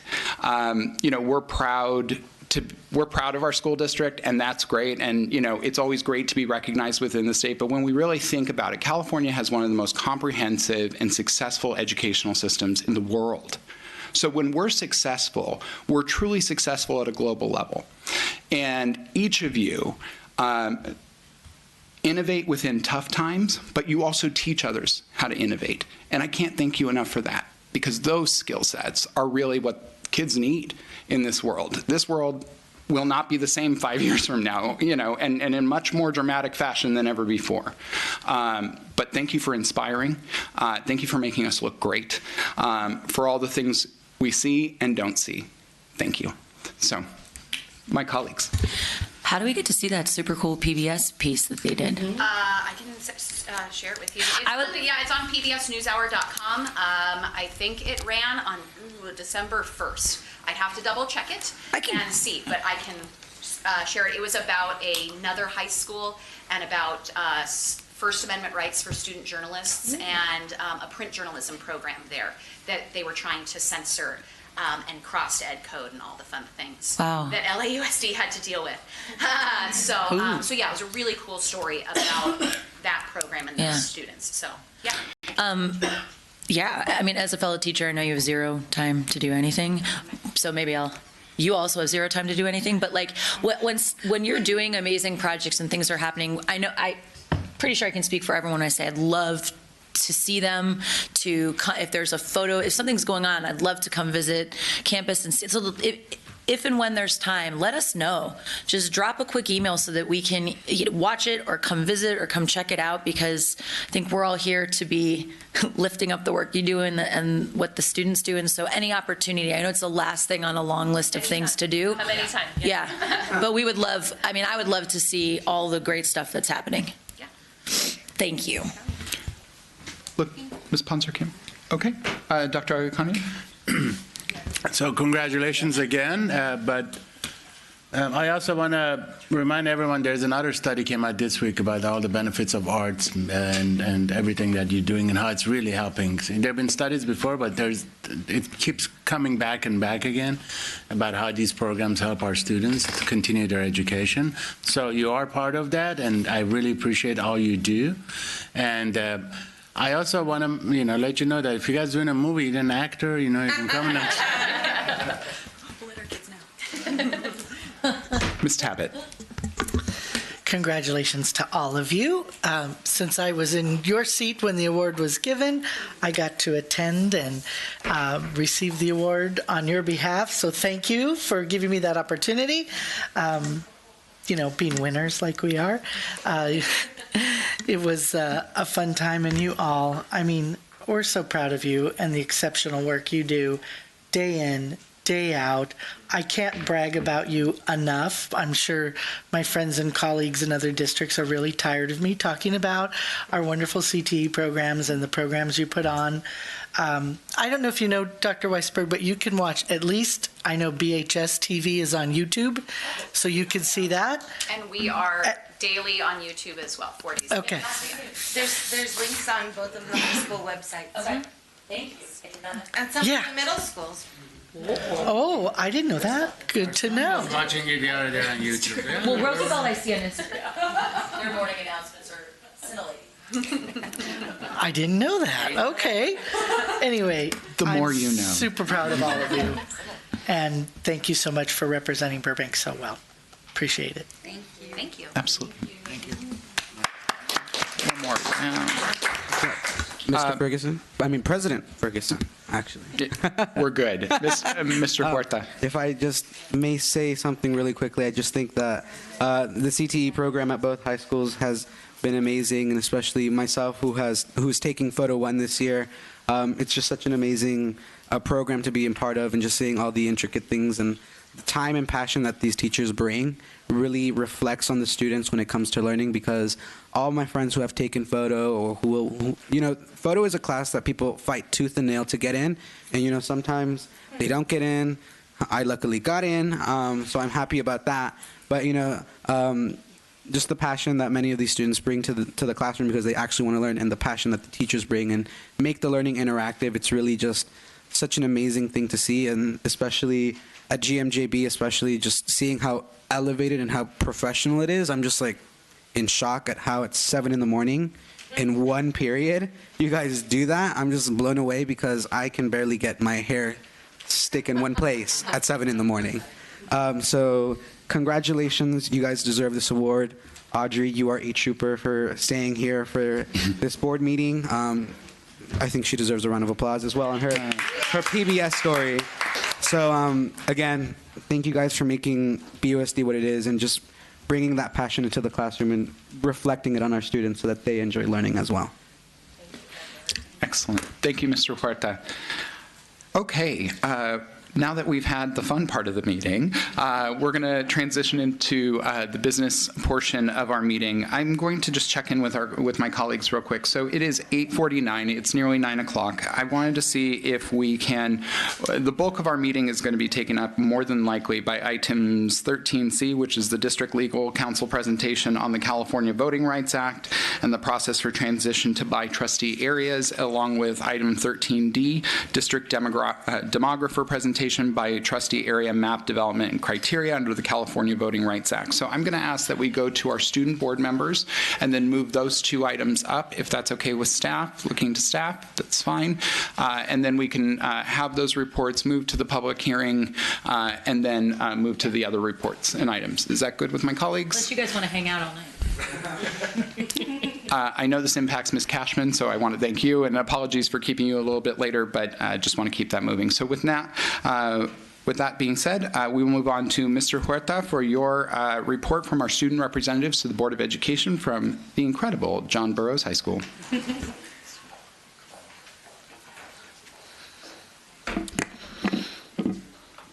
Good evening or good night, President Ferguson, Vice President Weisberg, Dr. Hill, and amazing district staff, and amazing Burbank community here and watching at home. I hope you all had a nice break and celebrated these happy holidays and enjoyed the holiday spirit. As always, it's a great honor to be able to come here and share all the amazing things going on at Burroughs. Today, we had the great honor of doing our second blood drive of the year with collaboration with UCLA, where we had over 100 students sign up and participate. This year, ASB is also proud to be participating in the Leukemia and Lymphoma Society charity fundraiser, where both high schools will be participating. So as well, we will be collaborating, Burbank High's ASB and Burroughs ASB, just to show the importance of participating in community and just showing our way of appreciation to give back for as much as they do for us. ASB as well is busy planning our pep rally, which the theme will be neon and will occur on February 2nd in our gym. With our pep rally, we'll also have an exciting Spirit Week to accompany it. So the theme of the Spirit Week is songs by each artist. So Monday is Metro Boomin, and their song is Creepin', so wear black or camo. Tuesday, Fancy by Drake, Dress to Impress. Wednesdays, Snooze by SZA, wear your best PJs. Thursday, The Weeknd, Blinding Lights, wear your class colors. Seniors will be pink, juniors will be blue, sophomores will be green, and freshmen will be yellow. Friday, Dark Red by Steve Lacy, so wear your best Burroughs gear. As well, ASB is happy to participate in the 38th Annual Charter and Ethics Youth Leadership Conference, as well as our amazing VMA on the 21st of this month in the Colony Theater. Will be hosting Pop Show Unplugged, which will have two showings at 5 p.m. and 7:30 p.m. So if you'd like to come out and support our amazing VMA program, come down and show your support. As well, on January 28th, presented and said already by board member Tabit, Burbank Unified and the musicians at the Play Foundation, an evening of music and film and television, which will have both Burbank High's and Burroughs Band and Choir, which will be performing. So make sure to buy your tickets on s34t.com. I have that engraved in the back of my head because that's the only thing we use. As well, a big shout out to our woodworking club led by Mr. Mendez, who received a check of $425 from one of their sponsors, Gain Federal Credit Union. The money that they have received will be going towards more woodworking projects. So we are happy to see what exciting things. Just a shout out to them, the woodworking class and that teacher. They've been working really hard. My favorite thing is their hall pass, because their hall pass is an engraved bear and it has hall pass in big letters, so it's like really cool. So whenever I see somebody from woodwork, I always stop them so I can look at their hall pass. Following today at 6 p.m. At Burroughs, with the new graduation requirement of FAFSA and the California DREAM Act application or an opt-out form, we will have representatives from Glendale Community College today who will be helping out families fill out these forms. And then moving on to the world of sports, we would like to give a huge congratulations to both our JV and varsity cheer team who got first place in the Javs cheer competition in their division, and also to varsity for getting level champs. And then a congrats to Burbank High on defeating our boys varsity basketball, as though that was not the result we wanted. However, I am proud to say that we did take the win in our girls basketball and girls soccer games. So there is that. And as well, huge congrats to both Burbank and Burroughs boys soccer team, which tied in a 1-1, which was a good game on varsity. As well, just give a quick shout out to our student outreach, who will be beginning what we used to do. Student outreach is basically as well as DEI, their job and something that they're going to be doing once again. They're going to be sending out Google Forms to students where they can tell us concerns or just ideas for pep rallies, spirit weeks, things that they like, things that they don't like, and things they want to see from ASB. And then that's all for me. And then I'd just like to say a thank you to Dr. Hill for responding to my email about our beautiful gym floor not being flooded by the rain. Thank you. I saw Mr. Cantwell and Dr. Chambers yesterday as well. Thank you, Dennis, for also being and reading that. So thank you guys for just being on top of that, and especially just because it is something that our gym floor is used as a classroom and just for many other extracurricular activities. And then just that's it for me. So any questions or comments? Any questions for Mr. Huerta? Stop being awesome. Thank you very much. Thank you. Our next student report is from Burbank High School, Ms. Tara Petrosian. And the crowd goes wild. Yeah. Yes. Foam fingers. Okay. Good evening, Board President Ferguson, Vice President Weisberg, Superintendent Dr. Hill, and the wonderful Burbank community. So with the semester starting back up all again, of course, Burbank High has been slowly easing back into class. The semester is starting off calm and surprisingly very cold.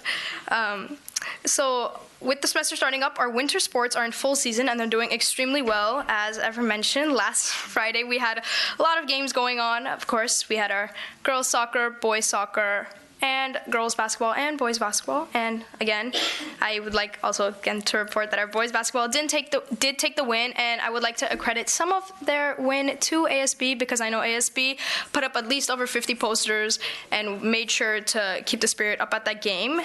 Maybe we accidentally took it a little far, but we'll be working on it. Also in winter sports, our wrestling team has been doing fantastic in their first ever season. I'm excited to report that our team finally got a Burbank High official mat that says Burbank High on it for wrestling, so it's amazing for them. And I'm really proud of them for doing with their the situation that they're in, because we obviously don't have a specific area for wrestling and they move around all the time, and they're doing very well. Our advanced dance team, Unleashed, participated in their first competition of the year this past weekend, and I'm happy to report that they had excellent performances that resulted in top placements for them. They won second in small jazz and third in their pom performance. Also, this Saturday, January 21st at 7 p.m. in our Wolfson Auditorium, our BHS Vocal Music Association is hosting their one-night-only show called 2022 Holiday. The concert will feature vocal stylings of our advanced show choir In Sync and others such as Impressions, Out of the Blue, and Sound Dogs, not to mention that there will be individual and group performances by members of the VMA. Tickets are available online on itsmyseat.com if you would like to attend, and it's $15 for students and $20 for general admission. In terms of ASB, our ASB is once again teaming up with UCLA to host another blood drive, and it's our first one of this semester. It's happening next Wednesday, January 25th, so we're really excited for that. Also, in terms of Burbank High senior class, we're proud to announce that we're bringing back Powder Puff this year. Last year, we were really proud and excited to bring it back, but unfortunately, we had to cancel due to difficulties with planning and other stuff. We know that Burroughs already had theirs, and we're very excited to do it again. So for anybody who's watching at home, if any seniors or juniors would like to participate, there's a meeting tomorrow at lunch in the small gym for all the information on that. Also, our DEI is currently in collaboration with Burbank High's cultural clubs on campus to form an intercultural council, while the main goal will be to unite, establish communication, and have a clear line of connection with all our clubs that prioritize the importance of community. Also, yesterday at lunch, for a little fun, our boys varsity football team and our girls varsity volleyball team went head-to-head in a volleyball competition where the girls volleyball team took a clean sweep of 2-0 and won. So that was really exciting. Also, in ASB, we also do have a pep rally coming up on February 2nd as well for Burbank High, and our theme is Throwback Thursday, aka Decades. So our seniors will be the 2000s, our juniors will be the 90s, and our sophomores will be the 80s, and our freshmen will be the 70s. Yes. No, you're not. Yeah. And And then I know we already commented on it, but in terms of the future for Spirit and in terms of what ASB will be doing to handle that, I will be taking direct leadership of that, and I will be again talking to our athletic directors, and I'm assuming Burroughs has this too, but we have something called captains councils where again all the sports team captains meet up, including our sports commission group at ASB and our Spirit group. So I'll probably be attending those meetings, and I'll find a better way that we can have ASB or even some of the student athletes help with keeping people in the stands and keeping it calmer at the games, so it's better for everyone overall. Other than that, Burbank High is doing its best to survive during these unusually cold temperatures, and always remember, it's great to be a Bulldog. Any questions? Thank you. I have a question. Yeah. Dr. Quickly, that puff thing, what is Powder that? puff. Yeah, what is It's a game of flag football for girls who would like to play. It's like we kind of switch around since football is obviously usually boys do it. So if boys like to they want to participate as cheerleaders, I know we encourage that, and we have the cheer team teach them. And for girls, I know there's like rigorous practices where some of the football boys volunteer to teach the girls how to play flag football, and we have one big game. Good to hear. Any other questions? We've been playing it for quite some time, so it's a great thing to come out for. It's always a lot of fun. I will say thank you for your willingness to work with our team captains, et cetera. Again, student board members are not here for decoration. We need you as a part of the team. To communicate messages to both ways. And so hearing it from you is different than hearing from me or from Dr. Hill. Or any of us, truly. So again, thanks for your partnership. We appreciate it. And to all of our student board reps, I think at one point or another, let's book a walking tour of campus and maybe show me what makes you proud of your school. And we can find a lunch and again, showcase the very best of what's going on. So it's my pleasure. We'll coordinate. That is if we survive the cold and the rain. That's true. Thank you. At least you have hair that shelters, that keeps you warm. I feel like a mole rat, during the winter, just like completely bald, needing knits. It's bad. Anyway. Briefly taking a moment of privilege, one thing I forgot to say during the incoming board president remarks is I wanted to acknowledge two kind of moments in history for our community. One, and again, briefly, because I know we have a long meeting, this is the first time both of our elected bodies have a majority of women leading this community. And I want to celebrate that moment in history because I think it's really a phenomenal one and an exciting one. The second thing is that the two people sitting in the center chair of both legislative bodies for the first time are both renters. So these are interesting and changing times in this community. Having said that, we all know Burbank, and we've got to continue to do the work to build community and for people to recognize this incredible town despite the new faces that are running it. We're really excited for all the diversity and the change that's been elected in this past election, but if I didn't take a moment to celebrate that, I'd be remiss. So thanks again. Okay, now enough talking. On to item 13C, District Legal Counsel presentation on the California Voting Rights Act and the process for transition to by-trustee area elections. For that, I will introduce Mr. Cantwell, and he's just handing it off to Mr. Sims. Smart. Sorry, let me help.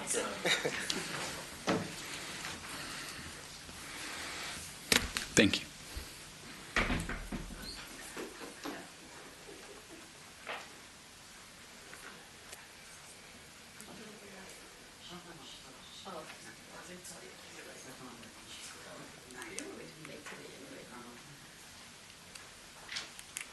Perfect. Thank you.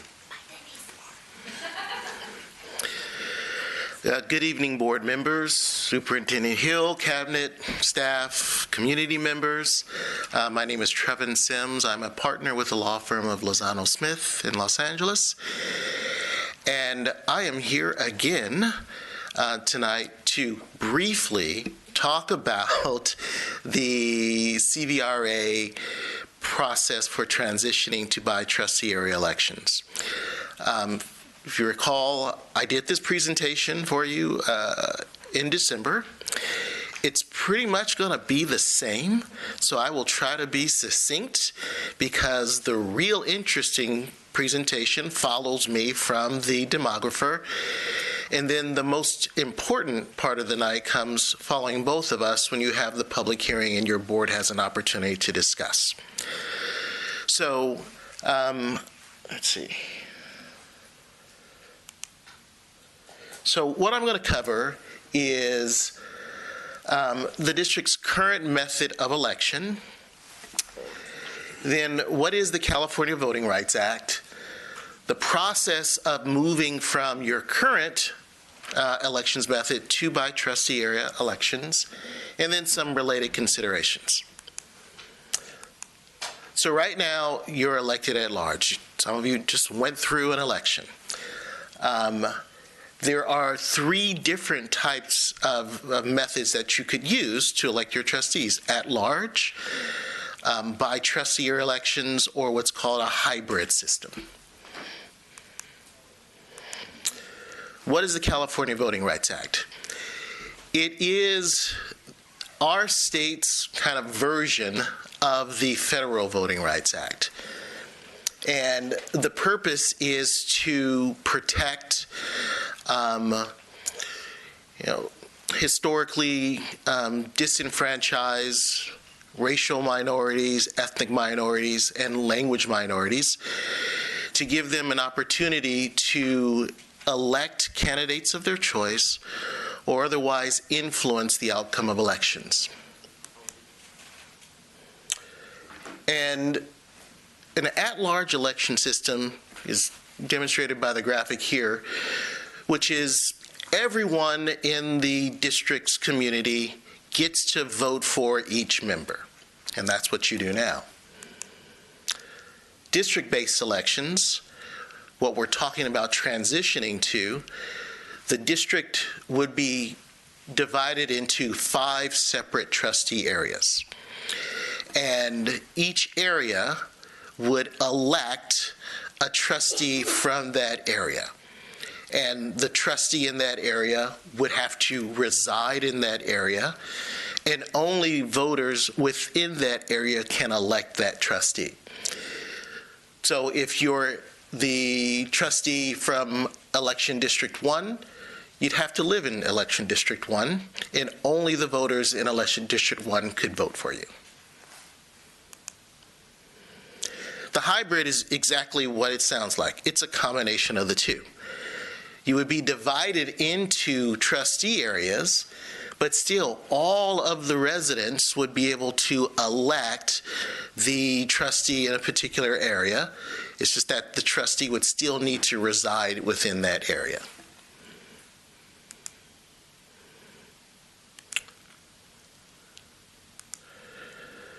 So what the CVRA does is it essentially kind of incentivizes the transition to by trustee area elections by allowing individuals, a plaintiff within the district, to submit a demand to the district if it uses an at-large or hybrid election system, contending that that election system involves racially polarized voting, which disenfranchises ethnic, racial, language minorities, and demand that you transition from that at-large system to the by-trustee area system within a certain time.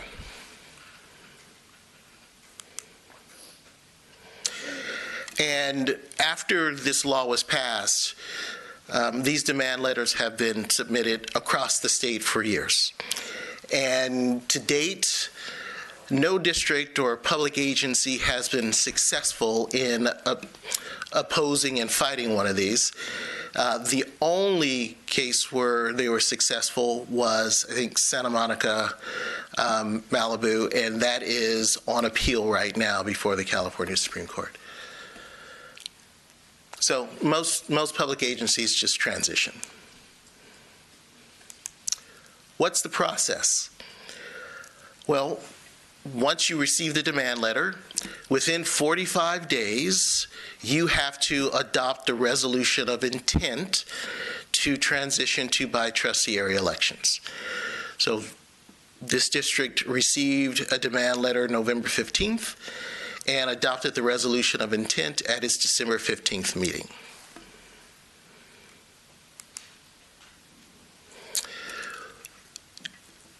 Once you've adopted that, then you have to hold what are called 2 pre-map hearings before any maps, trustee area maps, are developed. And this is the first of those 2 meetings. So tonight, you'll hear from me, you'll hear from the demographer, and then you'll hold your first public hearing.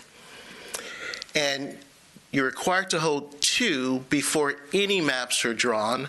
And the purpose of that is to allow the community to give you input on what those maps should look like, how the boundaries should be drawn, and for you to have a discussion about that and give that feedback to the demographer before they draw maps. After you hold the 2 pre-map hearings, you'll have 2 post-map hearings. So after the second pre-map hearing, the demographer will draw a first set of maps. Those will be published on your website, put out to the community for individuals to review them, and then at the first post-map public hearing, give you feedback about how they feel about those maps. And that's really when the dialogue gets most interesting, typically. After that first public hearing, the demographer may go and draw some additional maps, make other adjustments, and then those new maps will be published again prior to the second post-map hearing. Then we'll have another public hearing for conversation, discussion about those newer revised maps. And then finally, you'll have one more meeting and public hearing in which the board will adopt a final preferred map and a sequencing schedule of election for that map. Okay. Once the board approves a map and a sequencing schedule, then that's submitted to the County Committee on Reorganization for review and approval as well. They'll hold at least one public hearing, and then they'll either approve or deny that map. Okay. We'll also likely submit a request to the county committee to waive the required voter requirement to approve that map. Otherwise, the move to by trustee area elections would have to be approved by the voters. Typically, most districts will submit that request, and it's generally approved. Other considerations: terms of the current board members are not affected. You'll serve out your at-large terms, and the exterior boundaries of the district don't change. Right? It's just dividing up the current district boundaries. Yes. Question. So Abby and I were just elected, so we're safe for the next 4 years. I don't know how else to put it. Safe. We're in our districts as they would be drawn for the next 4 years. Yes. But there's a possibility, That's correct, because 3 of us live very close to each other, that we could. Yes, but all 5 of us live very. I'm just going to have to move. No, I'm just kidding. You did it before. Anyway, if we live very close to each other, the folks that are up for re-election next, what happens to them? Well, there are various scenarios, and usually once we get to the drawing of maps and see where board members are within those trustee areas, we're asked to prepare various scenarios. Okay, what happens? So let's say that 2 of you live in trustee area 1, and 1 is up for re-election in 2024, 1 is up for re-election in 2026. Right? And when 2024 comes, you both have a decision to make.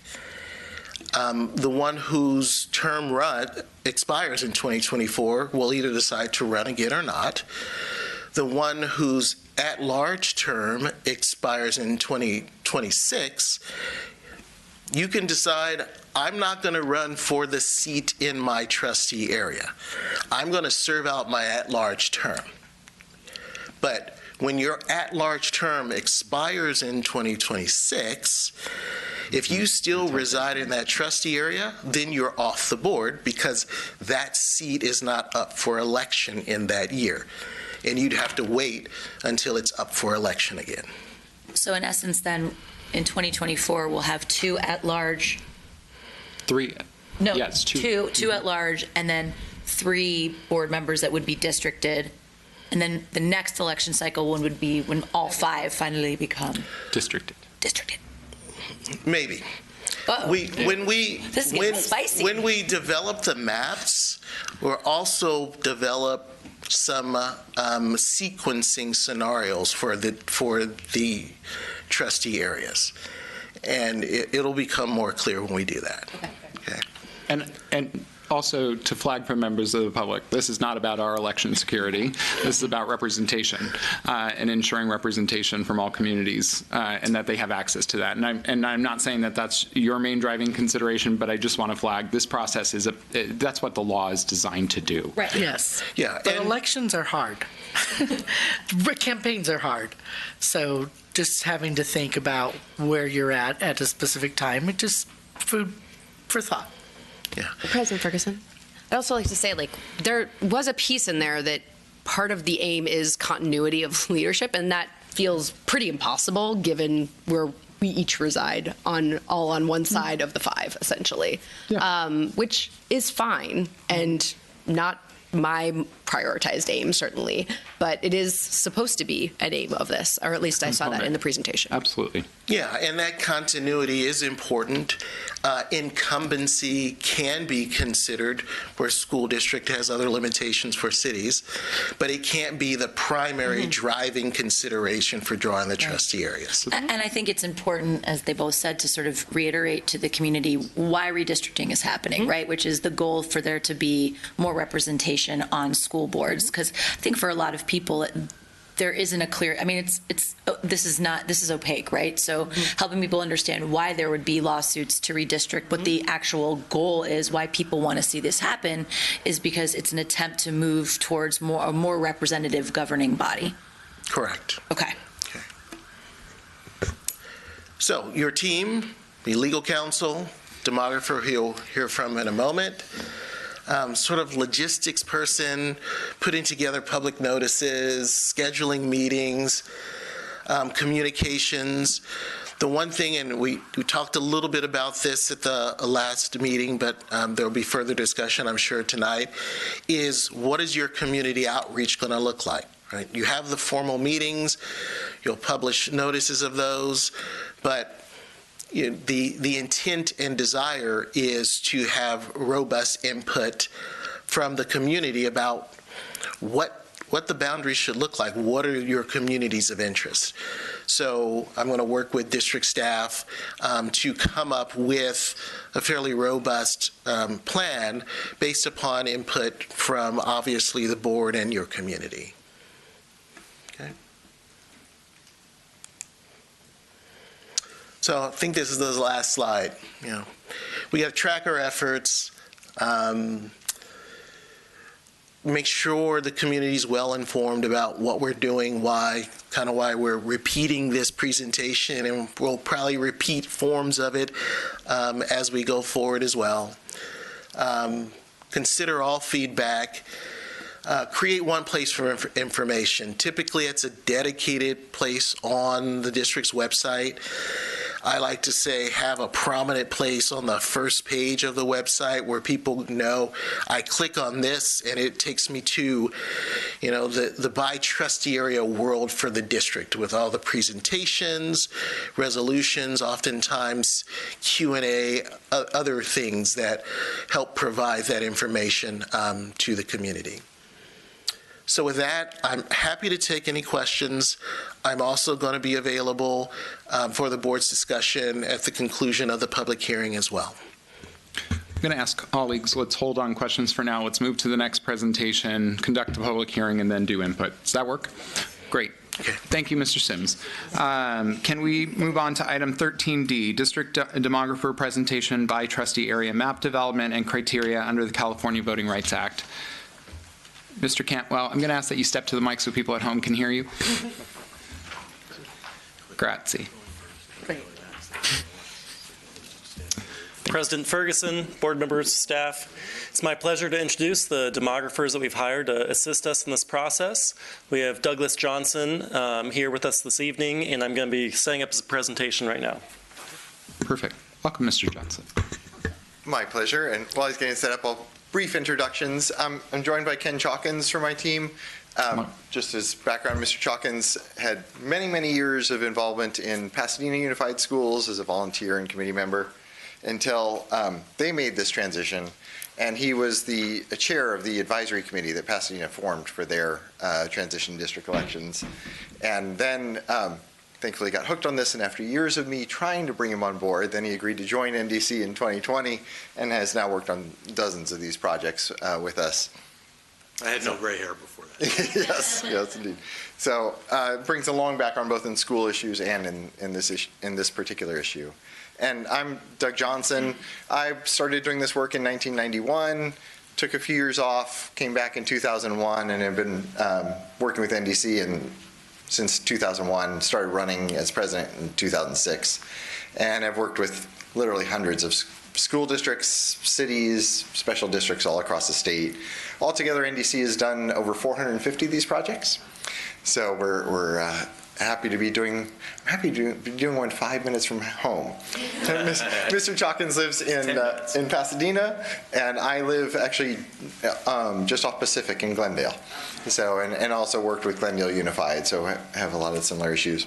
I do have to say too, 20 years ago I used to also oversee public opinion polls, and I always remember doing a poll of business owners in the Valley and Burbank and San Fernando. And I remember one of the respondents, a business owner in Burbank, one of the questions was, why is your business in Burbank? And she said loud enough I could hear it over the phone standing behind the caller, because Burbank is the greatest city in the world. Is that you? So, Are you saying you deny that? well, I can't, living across the line.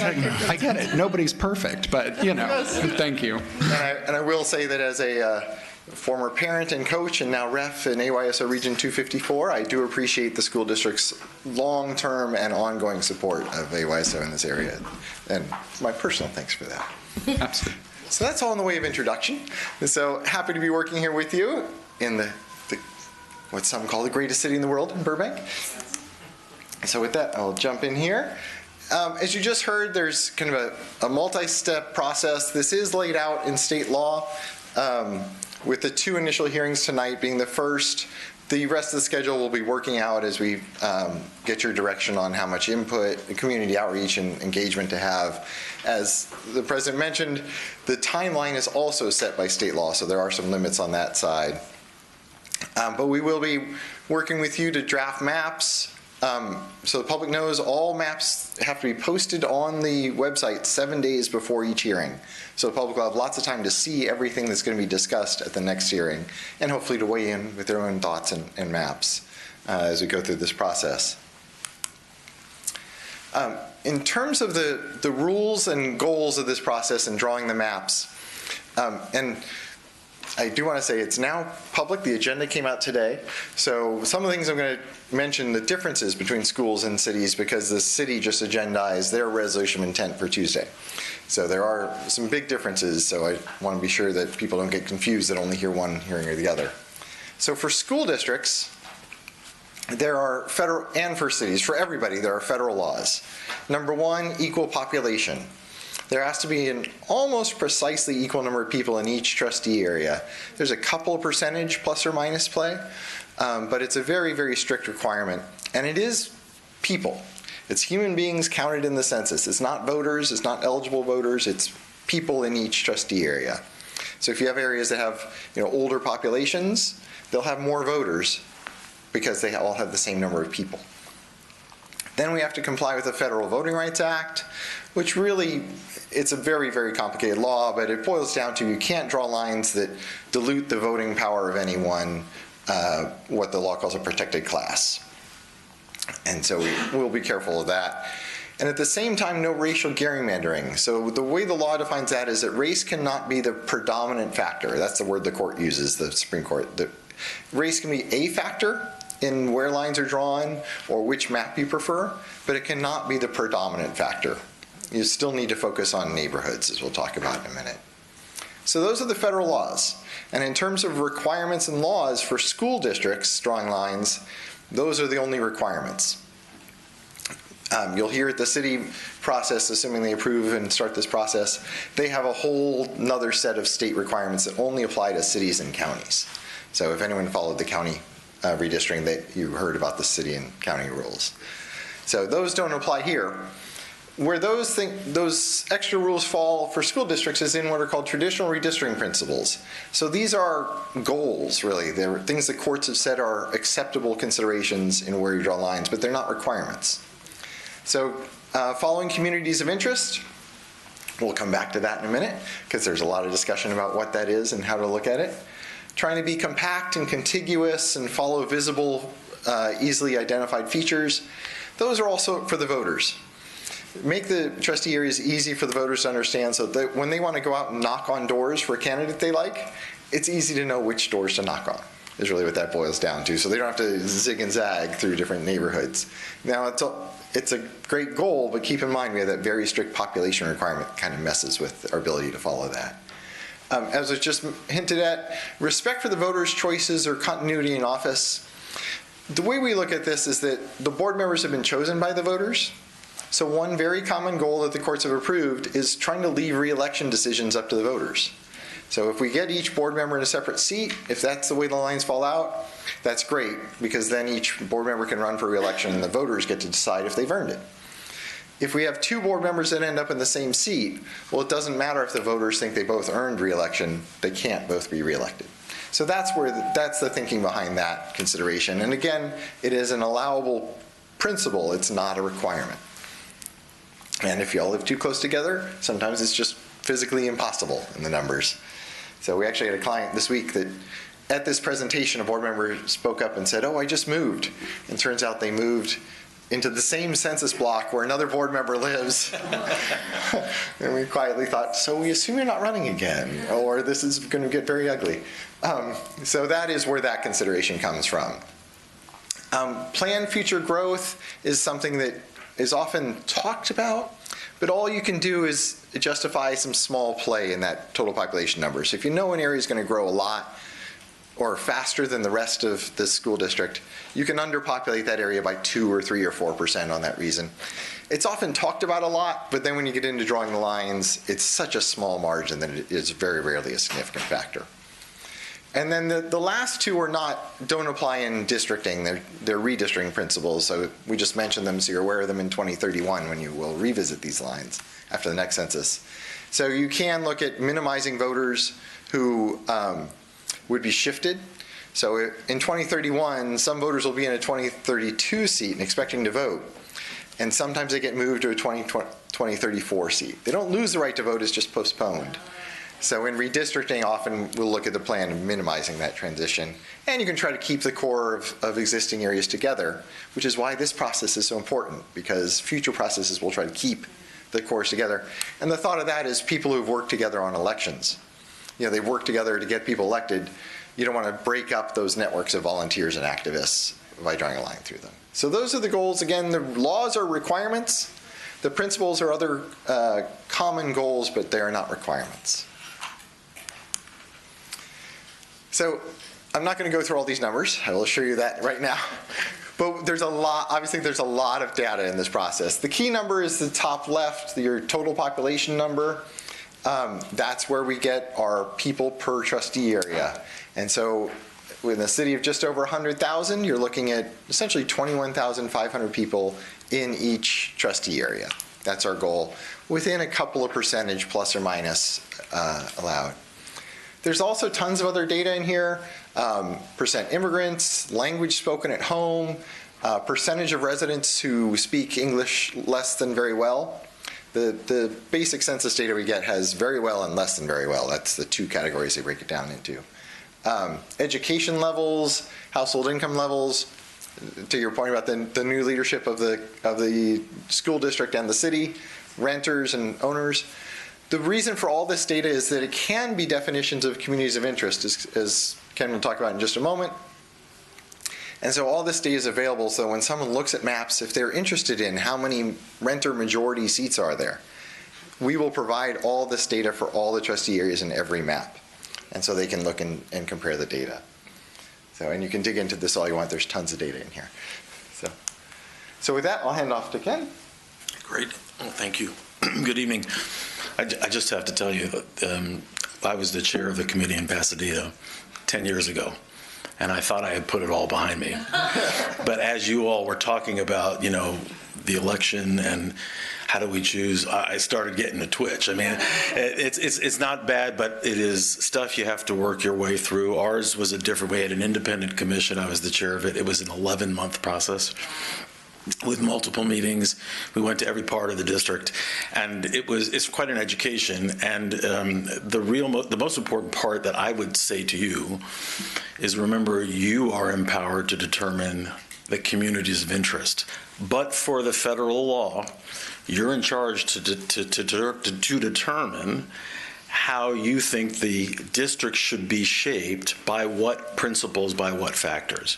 So we're going to show these maps here, and they are racial maps because, as you saw, the federal law is the preeminent. That's the one you have to pay attention to, and I would call out something as well. It's really subtle. You have to do two things. One says you can't dilute the power of an ethnic, historically disadvantaged community. The other says you're not allowed to gerrymander. You're not allowed to go and get, so you have to kind of get in the middle of that and say, how do we draw a line that doesn't dilute it, but doesn't sort of bend over backwards to get it?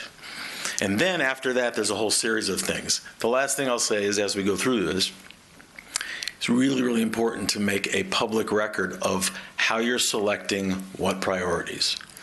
Anybody who wants to look at the map and question it is going to want to know what the logic was underneath the map.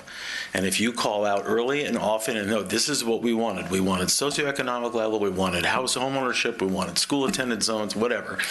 You call that out, and that's how you drew the map. That's your logic. And that's what's important. That record is really, really important. So as you can see with the Latino community, it is mostly, I hope you can see it, you're looking for the pinks and the yellows pretty much. You can see where the Latino community is concentrated around the airport, between Victory and along the freeway corridors. After that, it gets pretty dispersed from, again, it's not concentrated such that it would be easy to draw a circle and say, here's where that community is. Doug, did you? Oh, there you go. Again, the Asian community, you don't see anything really concentrated, right? You can see spots. What this is going to tell you is that those two communities, just from those two maps, if you go from that one where there's a little bit of a concentration to this one, do you have to draw a map around that? No, but you cannot draw a map through something that dilutes a potential concentration. That's called cracking, right? Yes? So, there may not be an answer to this question.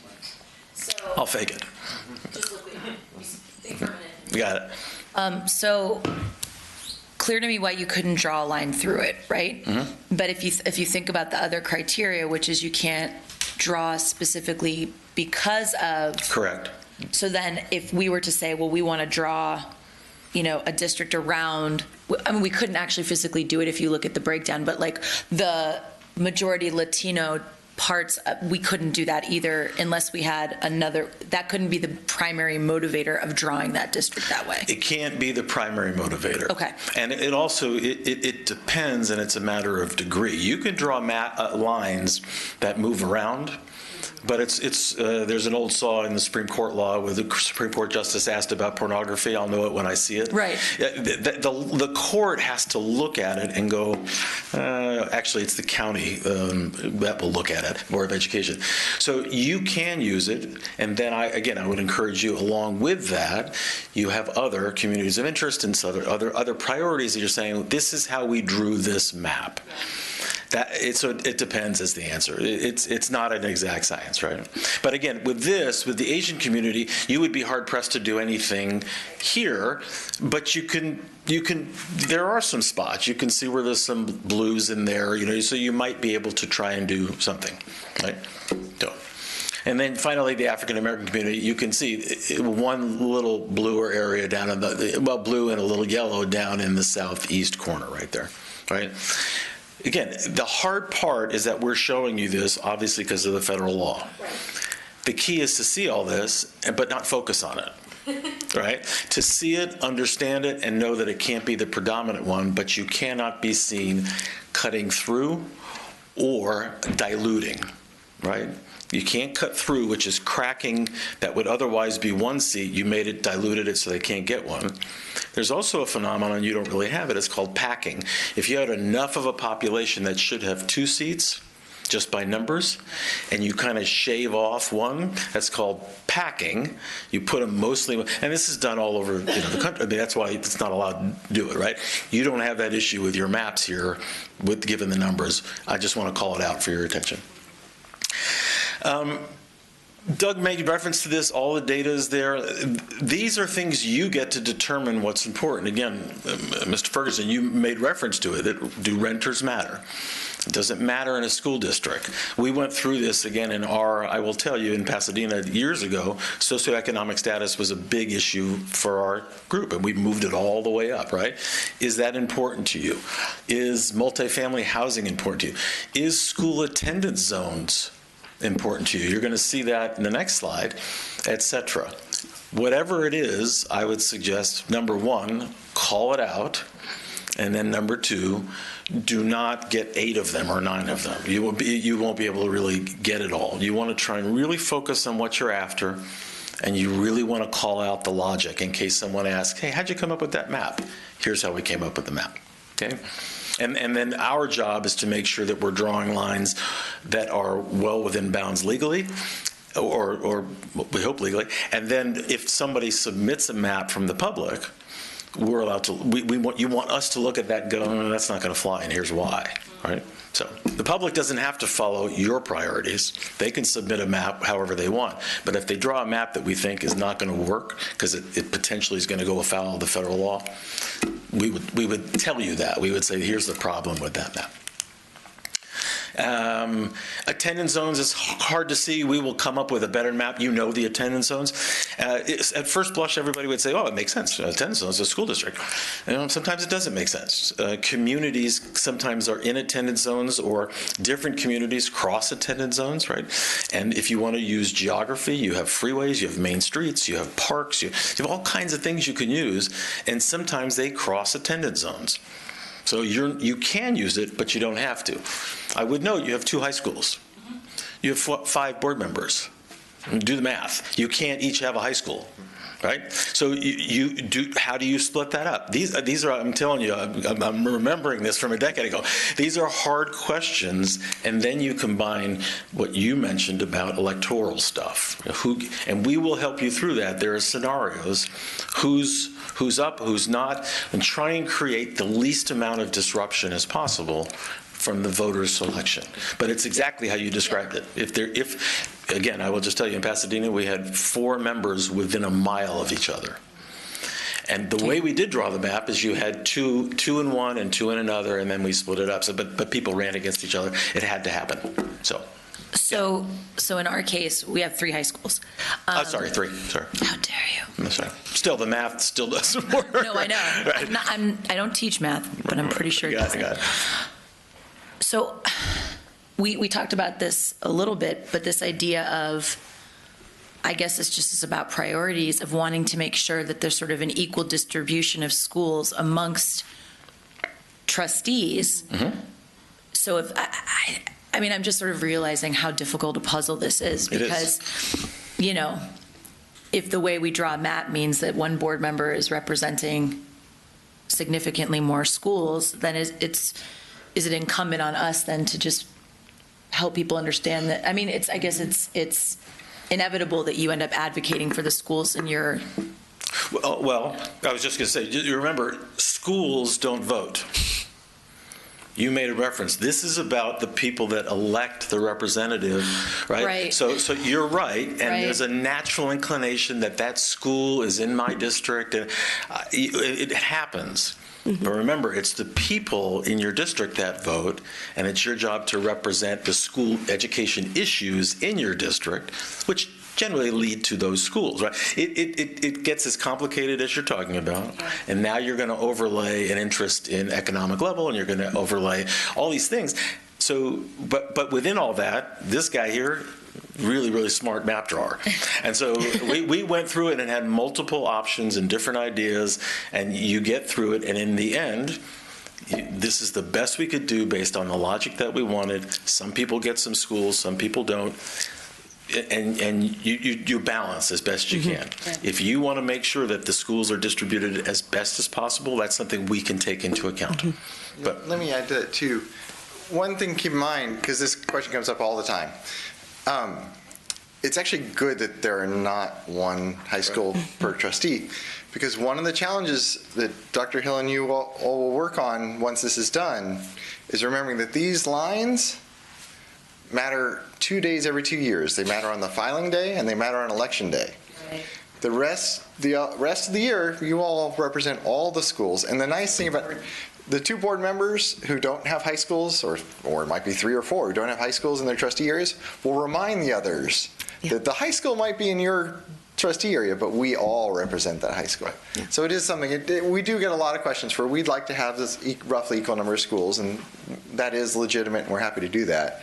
But keep in mind that you don't represent your school. You still are 5 people voting for the whole school district. We have to remind. I think that's going to be a very difficult a message to communicate.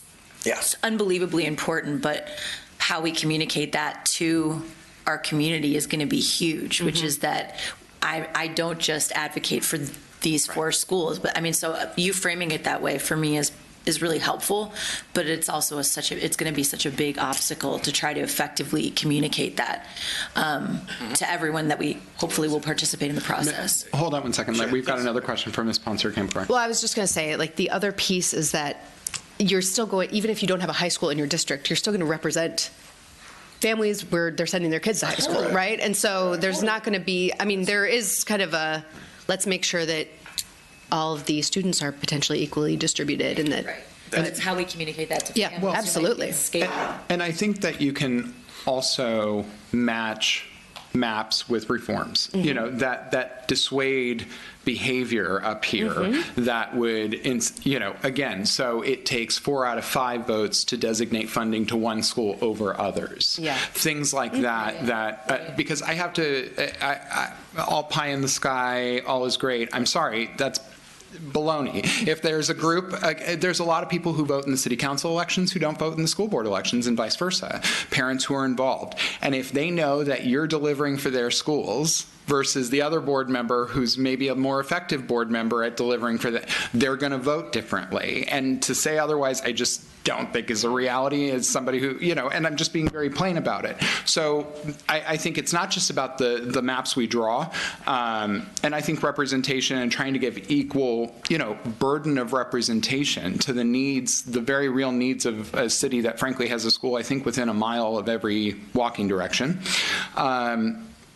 You know, and balance that with kind of the internal reforms that allow us to kind of, again, remain, you know, big picture, so to speak, as opposed to just kind of protecting our slice of the pie. So, thank you. Say one more thing, too. So also note, remember, the most important thing, the foundational part, is the federal law, which is equal. You have to have the equal size districts. So you're going to go through and have this perfect map. Potentially, it's going to balance, and we got the schools, and you're going to look at it and go, wow, this district is way bigger than that district.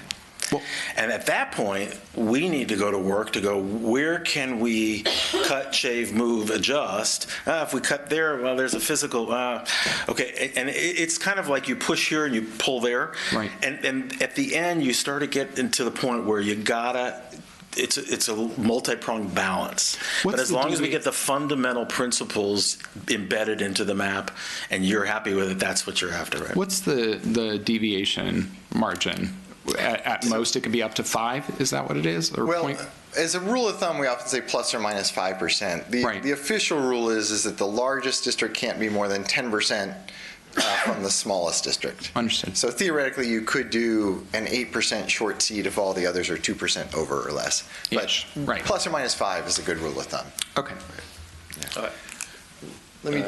Oh, yeah, go ahead. You want to? You do this. Okay, so this is what we would have you consider, and this is, again, this is a term of art. It's the communities of interest is how you define communities. Most people initially would define community geographically, but there are renter communities, there are senior communities, there are ethnic communities, there are all kinds of communities that you can decide. And in the public hearing, you want to really encourage yourselves and encourage others who are participating.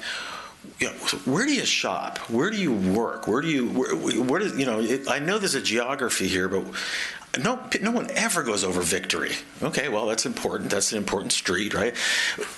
That's what you really want to get at with shared sort of social issues when you're talking about that as a community of interest, right?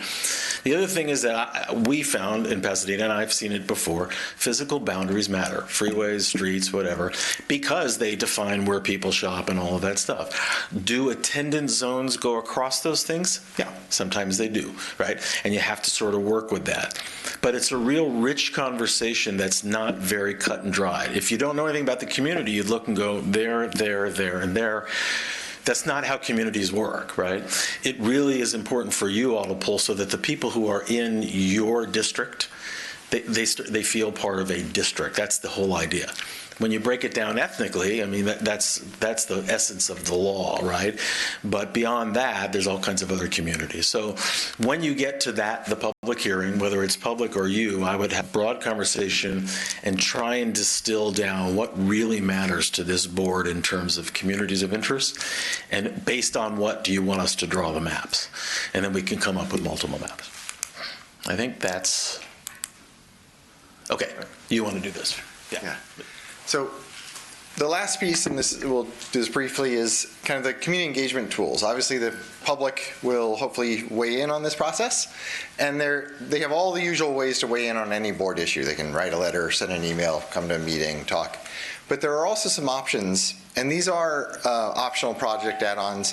They do involve cost. So some jurisdictions involve them, some don't. Part of it depends on if you have the time available to justify the cost to put the tools out there. But we do want to mention these and get your direction on them if you're ready to give that direction tonight. There is, at first step, a real simple map review tool. We include this with every project. It's free. We throw it in. It'll be a website. So you're not limited to just PDF maps and trying to figure out what line does that go in. You can actually zoom in, zoom out. It works just like Google Maps. You can even type an address and it'll zoom to that address. You can overlay different maps. So that simple review draft maps tool will be part of the project, but it's not a drawing tool, it's a review tool. Then we have a paper map. We call them public participation kits we make. This is just an example one, obviously, where we use census blocks, which are essentially city blocks, piece by piece to draw the maps. There are way too many city blocks in the city to give people an 8.5 by 11 map of them. And so we make what we call participation units that are numbers of people, so people can actually draw their desired maps and do the math themselves. It's kind of fun. People write, you can see them doing the math on the side of the paper when they turn them in and things like that. So it is a way of letting people draw their desired map and get the right population count for their desired map. So that's the simple map drawing tool.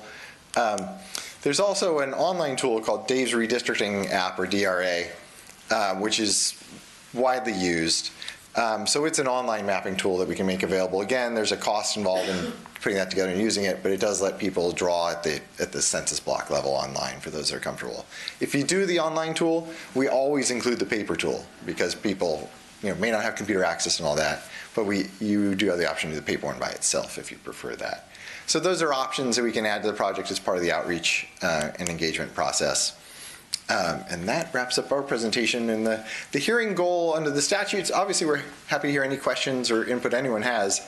What the statute lays out is the purpose of these first two hearings before any maps are drawn is to get input on those communities of interest that Ken just talked about, And then the key question, which is, if that's your neighborhood or community of interest, do you want to be in one trustee area, which packs its vote and gives you the best chance of electing the representative you want, or do you want to be divided so that it dilutes your community's vote between 2 seats, but you have a say in 2 seats or 3? So the lesson that people, the example I always give is, people look at districts like the county board, and they fear that that's how it works, and it's not how it works in school districts and cities. The board members will not be the boss of their trustee area like a county supervisor is in their district. This is a whole different world. It still takes 3 votes to get to anything, and 4 to get to something. So some communities, particularly high turnout areas, will say, we want to be divided so that we have a say in, so we have candidates for 2 seats coming to our neighborhood association or our PTA and asking for our votes. So that's our presentation. Happy to answer questions now or after the public hearing. We'll do it after the public hearing. So with that, we will move to item 14A, public hearing of the California Voting Rights Act, CVRA, potential composition of trustee area boundaries. I'm going to open the public hearing now. Would anybody like to speak at the public hearing? Seeing no one, we'll close the public hearing. And we'll move to board discussion on this item and questions. So we can ask everybody to be potentially available to pop up. Enjoy your seats for now again. We can begin the conversation. Who would like to begin? Dr. Weisberg. That's me. Vice President Weisberg. Which one do you prefer? You should use all of them. All of them. Vice President Dr. Weisberg. Dr. Vice President Weisberg. Dr. One of the things that occurs to me is, even though, like, obviously we're talking as a board about our communities of interest, but I want to make sure as best we can to make sure that that when we have these public hearings, we have the conversations with the community, that it doesn't feel as though our minds are made up. 100%. So, and I think that's really important. These conversations are important, but the way that we structure them and how we communicate the fact that, like, we're not doing that really insulting thing of saying, we want to hear from you, but we've actually already decided what we're doing. So I do think that a big part of this being effective and there being a sense from the community that they've participated is to be as transparent as possible and to really, I don't remember who said it, I'm sorry, it's so late, but that every step is laid out, the rationale is laid out, the process is laid out, and people feel heard rather than like placated. So do I know how we do that? No, but I think making sure that there are different types of meetings being offered in different settings, different languages, that the way we publicize them reaches all of our, as many stakeholder groups as possible. And that, and when we think about where we're going to hold these, hybrid option aside, that we're looking at places like our libraries or places where people sort of recognize, where they feel comfortable going, that, doesn't feel partisan, that doesn't feel anything. And I would say, based on one of the public comments tonight, that having a group host has some potential problems. Right? So I think the more neutral we can, advocacy group, no matter what it is, bipartisan or not, I think the more we can sort of turn to our own city's resources and make sure that our public hearings are there. I think it also, again, we want to make sure that it doesn't look as if we are, that there are special interests that are feeding into this, and that we're as sort of above board as humanly possible in a very complicated process that people are going to, I think, distrust from jump. Thank you. Ms. Tabbitt. So starting this process, I felt very backed into a corner. I don't think or felt that it was a decision that the board made at all. You either go along with this at a district expense or you get sued and the expense is far more. Now, don't misunderstand. I think the idea behind districting in some areas is very important and very strong, so that everybody feels represented. I just, and it's not as though Burbank is any different from anywhere else. I just didn't see a very congregated place of one type or group of people. We all kind of live everywhere, whatever your, sign above your head says, whatever categories you fit in. So I didn't, worrying about or thinking about the community, thinking this is just something we're just doing, or however you use some exact words that were better than mine. But for me, I just felt that there just was no choice. It was an economic choice. Either we pay or we pay a heck of a lot. However, with all of that being said, there's some things that I've learned tonight through this discussion that I do feel a little better. When I participate in 5-Star, for example, and hear some of the issues that an area like Pasadena Unified goes through, some of it's felt like they were going through those things or being directed, so to speak, because they were districted. And that one board member, for whatever reason, was behind or pushing, terrible wording, pushing, but for their particular area in their school site. And I always thought that was not a good thing.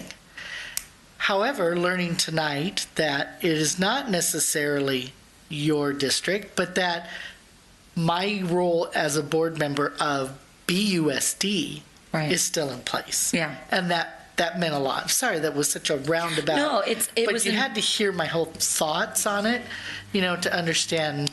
But I think you're hitting on something that's going to be unbelievably important to communicate to the community, which is the districting is about representing the voters, but we still serve essentially at large on the dais. Yeah. And that was big. Well, yeah. That was a big moment where I went, I feel like we are going to have to say that 8 trillion bazillion times in myriad ways. And I think to your point too, some of the trepidation, if you, in the maps, and I spent a lot of time looking at them, that Burbank is significantly more diverse when you expand out the understanding of what we talk about. So renters, income level, people with families, people for whom English is not their first language. So there's so many parameters.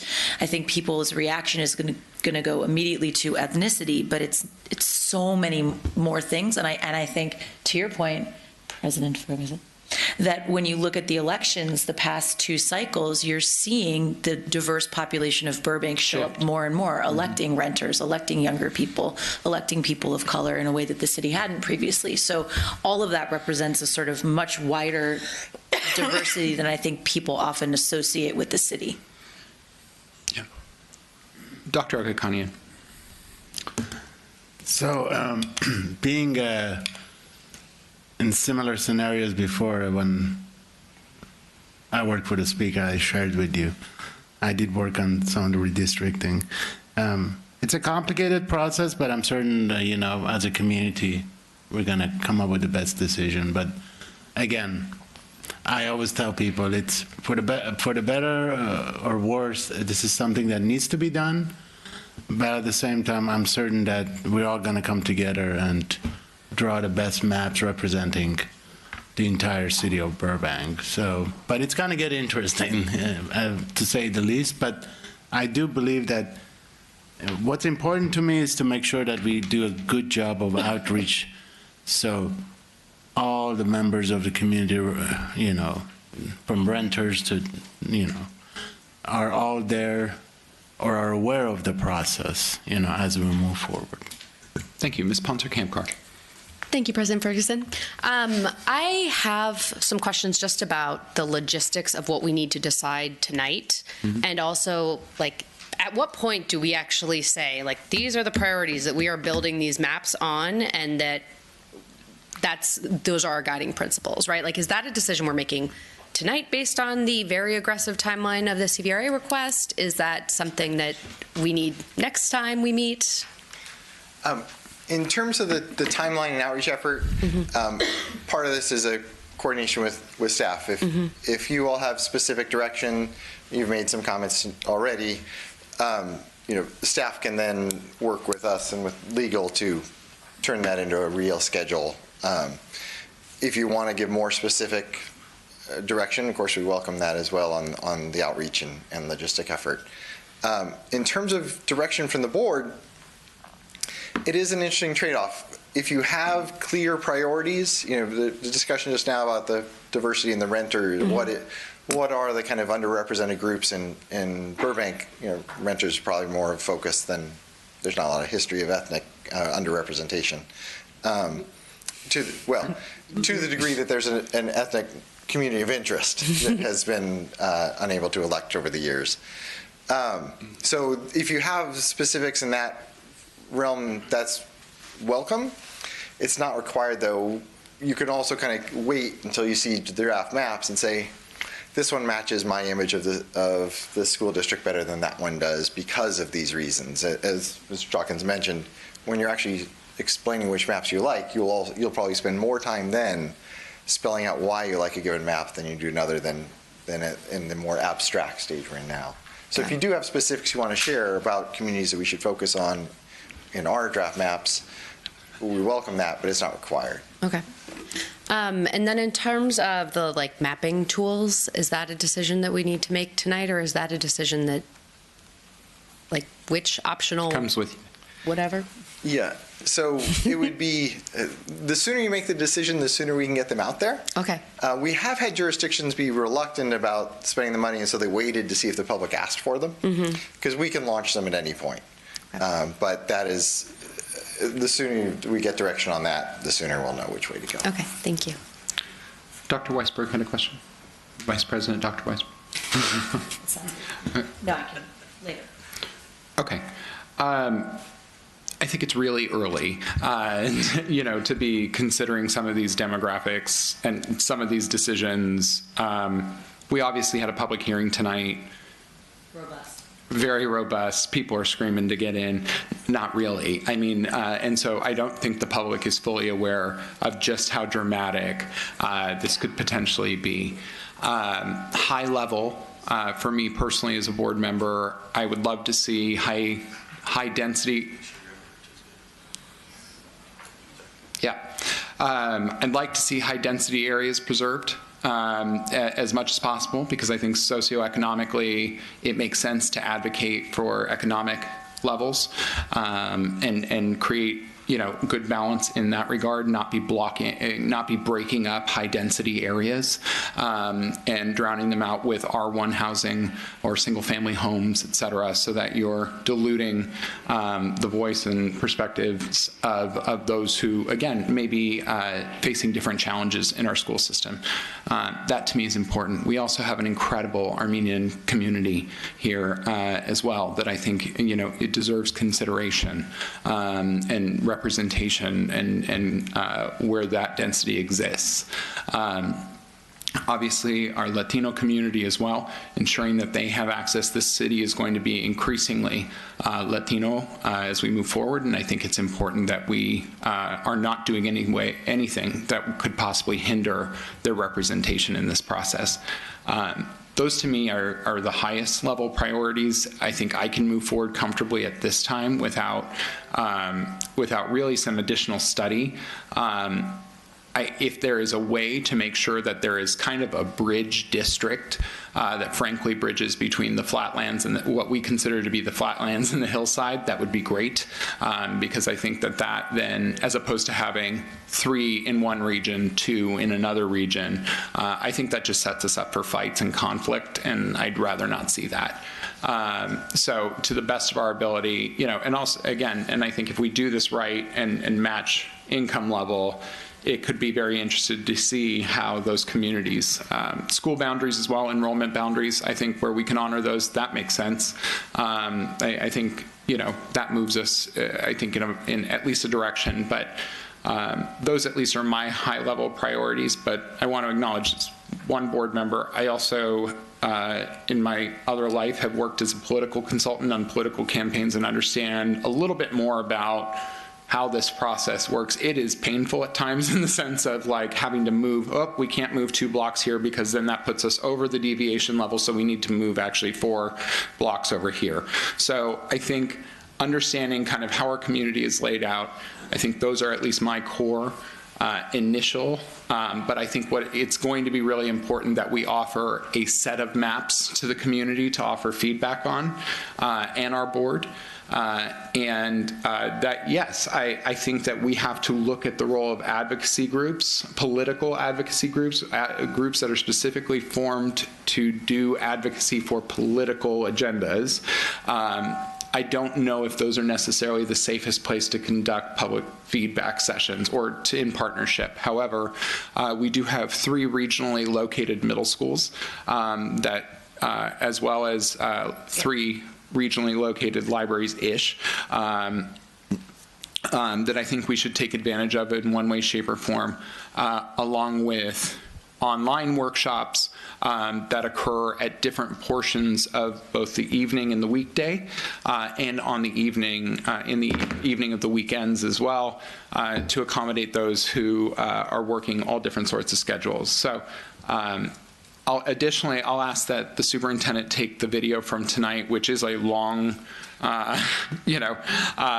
we've got to do our part to keep these presentations, because they are so dense, we've got to keep them as concise as possible. So either working with our demographers, et cetera, to put out language that kind of illustrates the kind of considerations. Maybe it's this PowerPoint, maybe it's a video, that again will start educating the public. Additionally, to see if we can reach out to our city partners to see if we can get not infomercials, but ShamWow. But some PSAs that are going to talk about this as well, just on local government access as well. I think emails and local government access are going to be our best friend for a bit. Other than that, I think as a trustee and an elected official, we really do need to tread carefully. And I think nobody wants to, misstep. Nobody wants to be driven by anything really personally. We got to get this right for kids. I think we're all very committed to that. But it starts with turning off our cell phones. No, I'm being nice. I'm good. Anyway, so at least those are my first round of feedback. You're good. Hello. My comments are just really focused on how we're communicating this out, how we're getting the word out to our communities. We don't have a PIO in the districts, which makes it really challenging for us. But working with our city partners, like you said, but also making sure that we're making sure to reach out to the members of the BUSD family, so our teachers, CSEA, people who work within the district, our management, like admin, everybody, so that our community feels like they're part of this, because the last thing I think any of us would want is for us to do a really necessary push within the larger Burbank community and then leave out our BUSD community. So the best ways to do that, I don't know. I think we need to be very thoughtful about the languages that we're putting out this information, making sure, because I know that there are, correct me if I'm wrong, like multiple dialects in Armenian, right? So it has to be translated, is it 2 different ways or 3 ways? So that we're just really mindful of making sure that all of our stakeholder groups, as much as possible, are communicated with. I know it's not going to be perfect. I know people are going to say you didn't include me. It's inevitable. But the more that we can start thinking proactively about that now, for me, the better, so that anybody who wants to participate in this process is going to at least have had one opportunity or one touch, so that they know, oh, this thing is going on. So for me, that's a huge priority, because it feels like if that doesn't happen and doesn't happen soon, then we're not going to have much community input to work with, and then the process isn't going to feel transparent in a way that it needs to. So I think for me, that's my concern, is that both outreach to the Burbank community and to the BUSD community itself. So it sounds like we're drafting an internal and an external communications plan that handles that. Okay. With the constant reminder that we are still one board who oversees the entire district. Right. Common theme constantly. Yes. Yeah. Dr. Agakanian. And I think my colleagues, being involved in the community, I see them in a lot of events. Also, one area I want us not to forget is also to be respectful to certain communities who are new here, who have fought very hard to have their voice be heard, and making sure that the fair representation is there, because, Burbank is in crossroads. It's changing, the demographics are changing, the population is changing, but there are certain communities that historically were not heard before, and then through some representation and constant work and getting some individuals elected who they felt like will be the voice, so I want to make sure we also are respectful to that. That's why to me it gets complicated, but at the same time I'm certain that together we can overcome this. Just again reiterating what everyone said, we need to go out there, we need to inform people about what the process is. I'm going to go to Dr. Weisberg next, but I am going to just flag, I've said this before, but we are an eighth the size of Wyoming in terms of population. It takes time, energy, and effort to get the word out to people. And so where we can explore options, what we are looking at is a condensed timeline of potentially 3 months. So where we can explore options, again, to the members of this community, this is not by choice on our end. We have a timeline, or else it starts costing us and ultimately your kiddos and our ability to support them in real ways. Where we can, so where there are opportunities to pursue to potentially extend our timeline, I think that's important as well. If we can get to a longer period so that we can do additional public outreach, that is critically important, especially with so many different communities that we potentially need to do outreach to ensure equal representation in this process. Dr. Weisberg, and then, okay. Super quick. You referenced it before, and I think you saw us kind of react, this idea of representation. And I think it's just important to know historically, and you may already know this, and if you do, please just say stop, that Burbank does have a long and sort of documented history of racism, of being a sundown town, of redlining. And so as the city works its way out of that, even though we have, for example, our Black population in Burbank is very small, but the sort of oppression and discrimination that community has experienced in Burbank is large and has a long history. And the city is working to reckon with that, not just our Black community, but our Latino community. The list goes on. So that being said, the reason I bring that up, knowing that we're not going to be drawing these things exclusively on ethnicity, I think it's just important to be mindful of that, because this whole conversation is about representation. And so how we frame it, how we talk about it, just being aware of that history that the city is still in the middle of, I think is really important. I don't know how that manifests, but I think it is important to acknowledge, and maybe it's the reiteration that we can't draw specifically based on ethnicity, but I think we want to make sure that we're honoring sort of the legacy of the city and the ways in which we're working to sort of address that. And again, I don't really know what to do with that, but I just think it's important to sort of, I don't know, share. Just to clarify what I inartfully stated earlier. Oh, no, it's not I was only referencing there wasn't a geographic area of one neighborhood, kind of a redlined area that had the numbers to elect but never could. Right. Because of other forms of discrimination. Yeah, yes, I didn't mean to imply you said something like off. Yeah, no. I mean, because of our history, we need, as community leaders, to be extremely sensitive to that history. So that's 100%. It. But thank you for, you're on the same page, but we have an obligation. So with that, any other additional feedback? Is that enough marching order for now? High level enough? Okay, great. Any other comments from my colleagues, questions?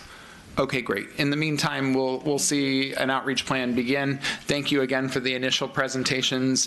It is a lot, Burbank. We are going to get through this together. Thank you for flying. Don't hate us. We are working to make this happen. So with that, we will move back to item 13A, which is the month 3 enrollment report offered to us by our Director of Student Services, Ms. Stacy Cashman.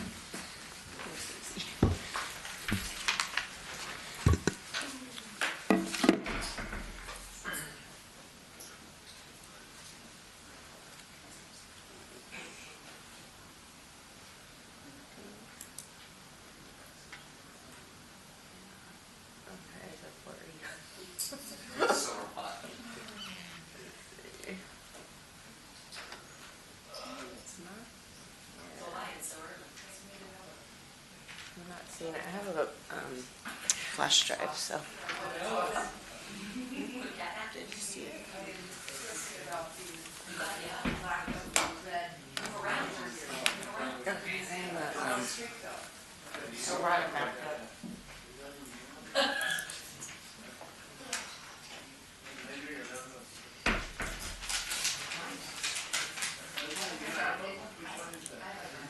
So while we're waiting, just to pitch something to my board colleagues, it is now close, it is 10:14.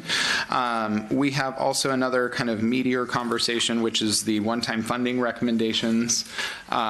Painful at this time, just because of all the other information we've gone through. So what I'm going to ask is that we potentially move, communicated with the superintendent.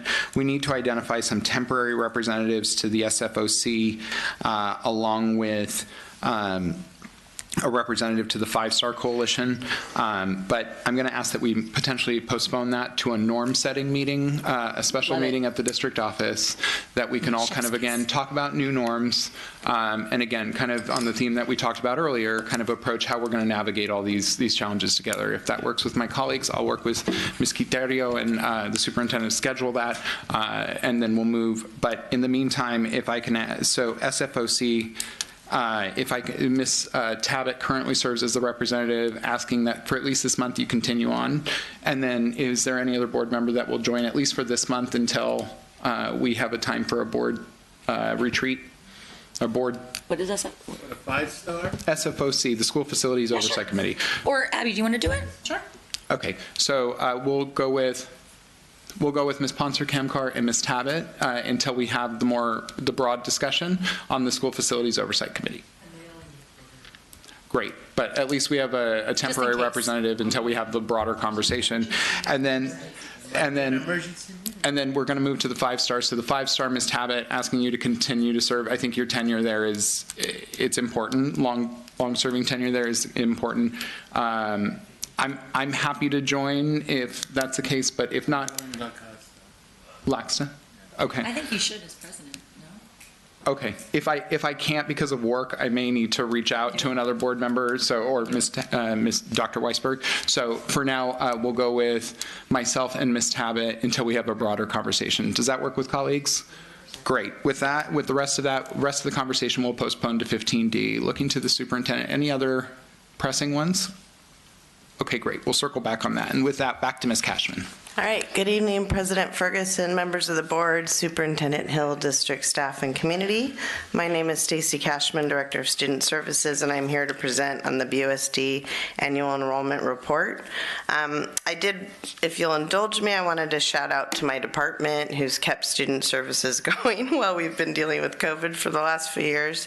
Hector Garcia, Ivan Zamudio, Emma Gregorian, who speaks many languages and is a great face for BUSD, Melinda Drexler, our new attendance specialist who helps with homeless and foster, Lenora, our lead nurse who gives countless hours and weekends and nights to her causes in this district, Sharon Schultz, our wonderful support for our health services in our department, and Lauren, our assistant, Dieter. She's kept us all together and going. So we could not have done any of our work without the team, and they're small but mighty, is what we like to say in student services. So the purpose of this presentation is to review data. It was compiled between August 15th and November. We're comparing last year to this year. Sorry. We're going to look at our inter-district permits, a 3-year comparison. We're going to look at BUSD students released to other districts, information about CAP students, and future considerations. I did want to point out there was a typo. My bad, I didn't catch it on the bottom. The total of difference for what we projected last year and this year for enrollment is 999 students. We had 449, but it is 999. And one of the things I think we can say with our projections last year were for this year, where it was very difficult coming out of COVID and knowing how those numbers were going to come in. So that's why I think you see a little larger differential.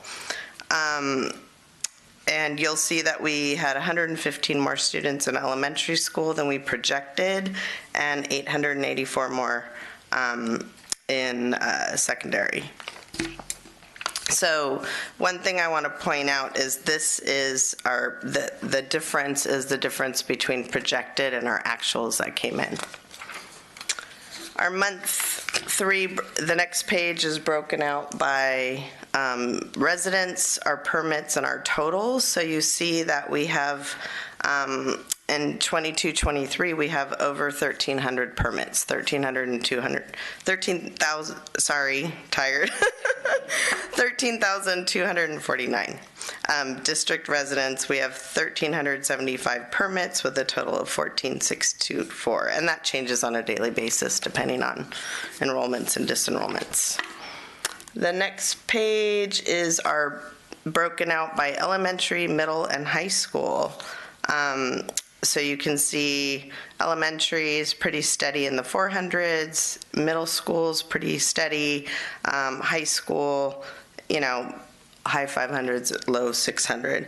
And one thing I would like to, I noticed is over the last 3 years and looking back to 2018, our permits are still coming in strong. So we had a little dip, but they're coming back.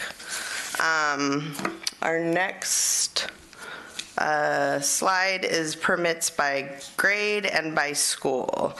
And one thing I wanted to point out is you'll notice we have more permits placed at some of our elementary schools, some of our middle schools, and it's all about space. So some schools have more space than others, birth rate shift, enrollment shifts, and so when we have room, like let's say a 4th grade classroom at Hart, we're going to put more permits there.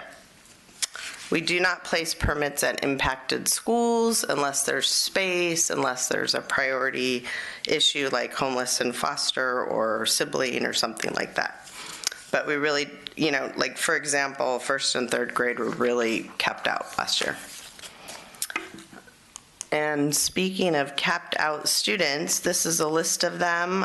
It's something we really hate doing. It's not our preference, but when we have certain grade levels typically at schools, they fill up quickly, and then when parents come in August or July or June to enroll, sometimes those classes are already capped out. Some classes are capped out for next year already.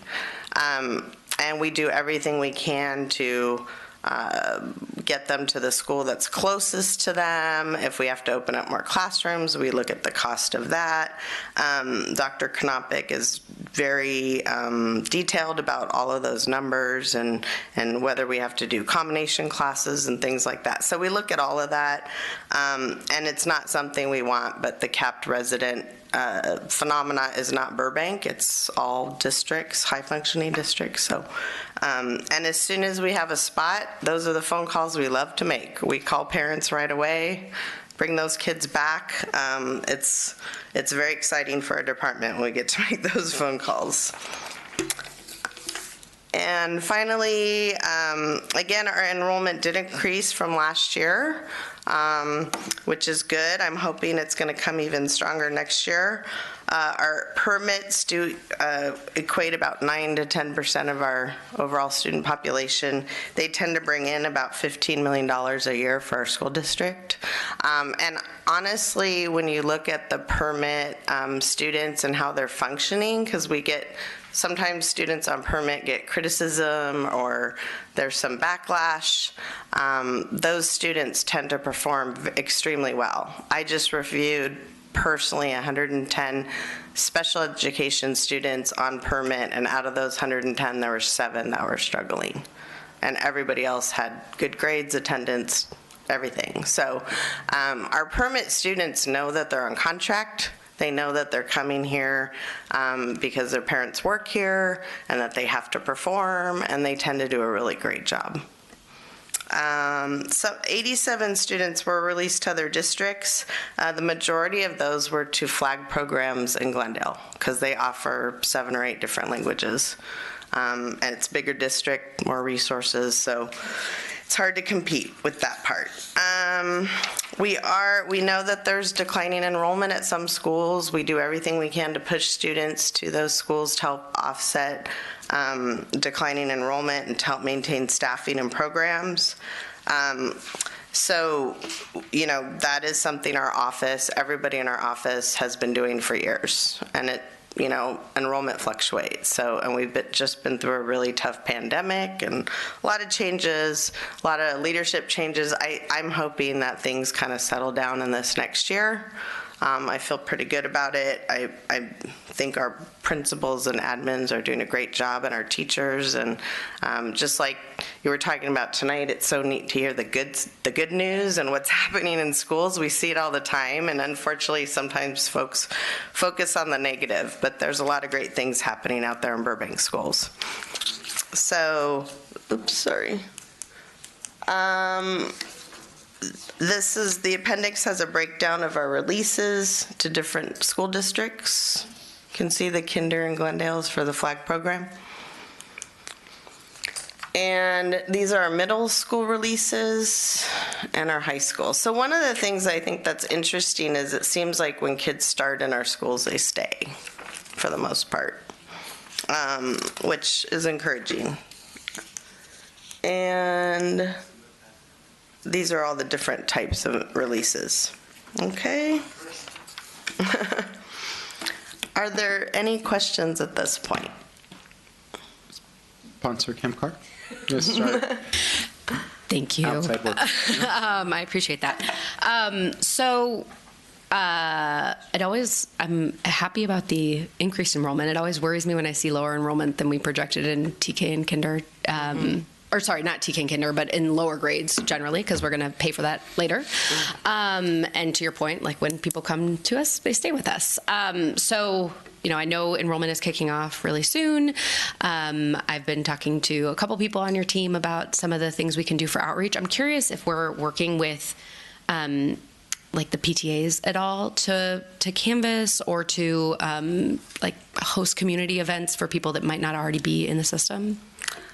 We haven't done that specifically. We do a lot of work with PTA, but we haven't done that. Mm-hmm. So if that's something, I don't know if we could pull it together for this year, but we could definitely look at it for next year. And or later in the year. Yeah. And what's the outreach plan in terms of the permit students, right? So I know that we've got a relationship with the Chamber of Commerce to communicate it there. But my understanding from talking to folks when I was campaigning was that a lot of people don't actually know that that's an option. I know a lot of our staff that don't live in Burbank but work in Burbank know that it's an option, but that a lot of folks who maybe run small local businesses don't. So we send emails out to staff because we hope that they're spreading the word. We post it on the local, Burbank.com and different organizations. We send information to all of our big businesses in Burbank, our studios, IKEA, Providence, as many people as we can reach out to. City of Burbank, we talk to them multiple times, send them materials to share. We've put ads in newspapers. We've gone to the preschools and we send packets and give them information and we talk to them personally. So we are doing everything we can with like 3 people. So any help anyone wants to give, we'd love it. Yeah. We try to reiterate to everybody we talk to that, and let our principals know to share that word as well. Okay, great. Thank you. Dr. Weisberg. Yeah. Thank you, and thank you for answering my email, and thanks to your entire amazing team. Question, do we or could we next year? One of the questions I had is I think that the 10-hour week thing is huge. I wonder how much of like the increase in students more than we projected. Do we know if that's kiddos who are coming back into the district like post-COVID? Do we know if it's because of the fact that parents are working the 10 hours and are here? Like, is there a way for us to sort of find out what's attracting people to come back so that we can focus on that moving forward? We could come up with like a little questionnaire to give them, like something simple like that we could give people when they come back or come for the first time, because I think it would help us know where to put the effort. Energy. So that because you guys are so small but mighty, like any information that we could have that would help so that maybe you wouldn't have to be focused on one thing, I think. And it would also be great for us just to know so we can continue focusing on those areas. Absolutely. Yeah. A lot of our employees have students here. Yeah, so and that's great to know. Yeah, And a lot of I would say City of Burbank, the studios, we get quite a few kids from there, but yeah. Yeah, but do you think that is, I'm like excited and curious about the larger number of students, like where that came from. And so we probably can't answer that right now because we hadn't had this conversation, but moving forward. Well, for this year, it was not permits because that was it actually decreased by the 9 students. Right. So this year was the TKs, TK was big driver, and kindergarten was a lot high. We were very conservative with our kindergarten projection because of the COVID, and we didn't know if families were going to stay in childcare or other preschools longer because they have that option. So those were the 2 big drivers. Okay, that's helpful. The third driver was the concentration of students coming back to our high schools. Okay. So we saw, especially at Burbank High and Muir, a big increase with a lot of newcomers and immigrants. Okay, that's really helpful to know. Thank you, Dr. Hill. To our district's staff's credit, we had that conversation about 2-3 years ago when we were monitoring this and looking and saying we have to hope, and it was a hope that both secondary students would come back and our youngins. And thankfully, people have not departed, gone the way of Pasadena, frankly, and gone to private schools, charter schools, things like that outside the district. They're coming home.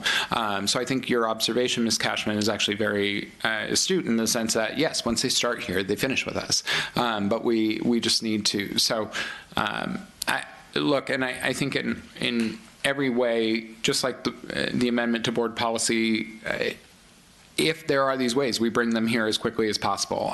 Also understanding that whatever outreach we're going to deploy, we're now in second semester.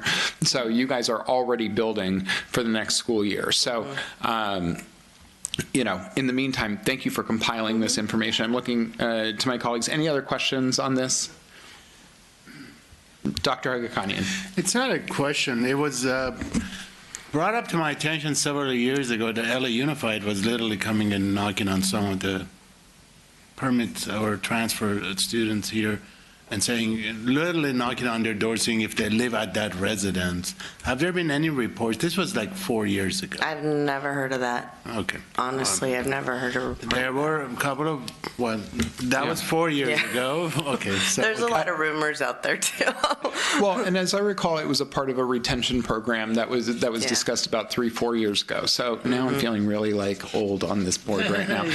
Having said that, if you look at the appendix that Ms. Cashman, we're not losing a ton of enrollment to LAUSD. We're losing it to these foreign language academies over in Glendale Unified, which again are great assets for any school district, however, increasingly challenging to staff. So for our community that's very interested in these, finding the teachers with the right credentials to fill out these slots to make sure is already challenging. We do have a dual language immersion program in this district. We're not absent of any of these programs, but the cost of maintaining these, especially in a district with our demographics and our funding levels, is really challenging. So just going to flag that.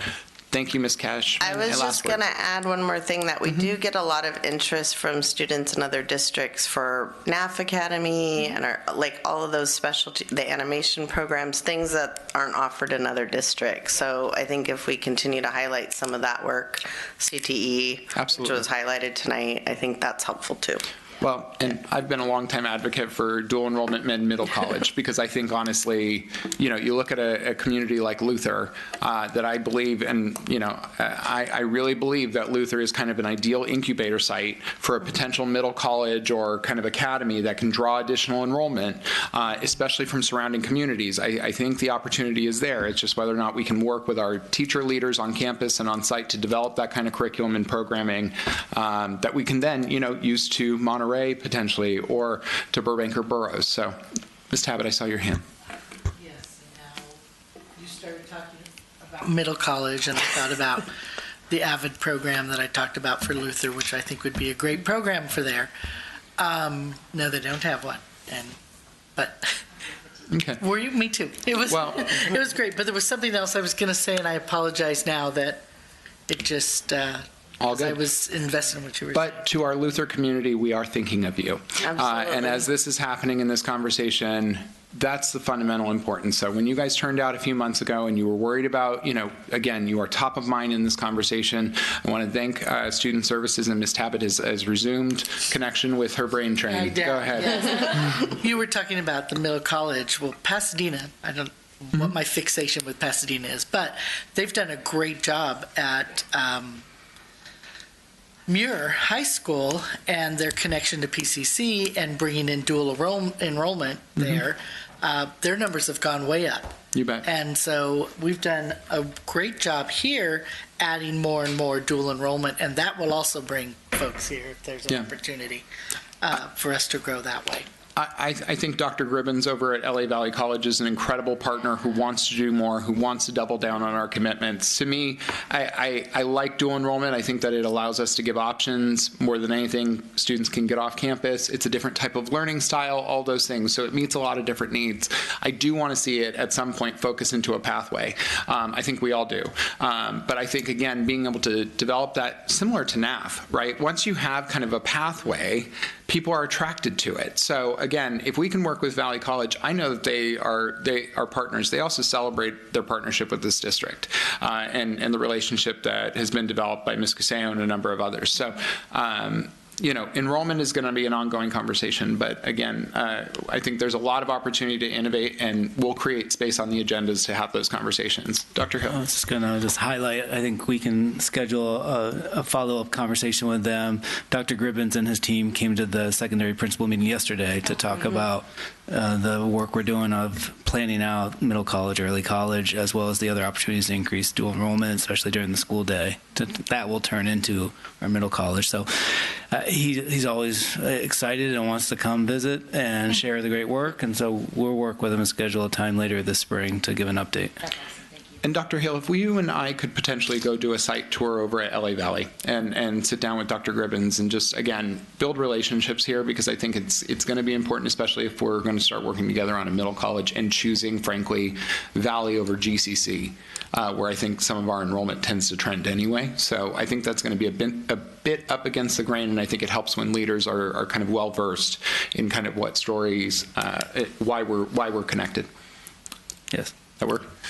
Dr. Agakanian. Quick question. And we're going to wrap. Yeah, Dr. Hill, I know that LA Community College District has this kind of you only feed to a certain, is Mission one of the feeders too or not? So it's only Valley? Valley's our primary school. Right. Yeah, it's and we have, because of our grant, we're still able to work with GCC, but we would go to Valley first. Okay. Thank you, Ms. Cashman. Thank you. Next, we'll move to item 13B, report on facilities and technology projects. I'll invite Mr. Cantwell up.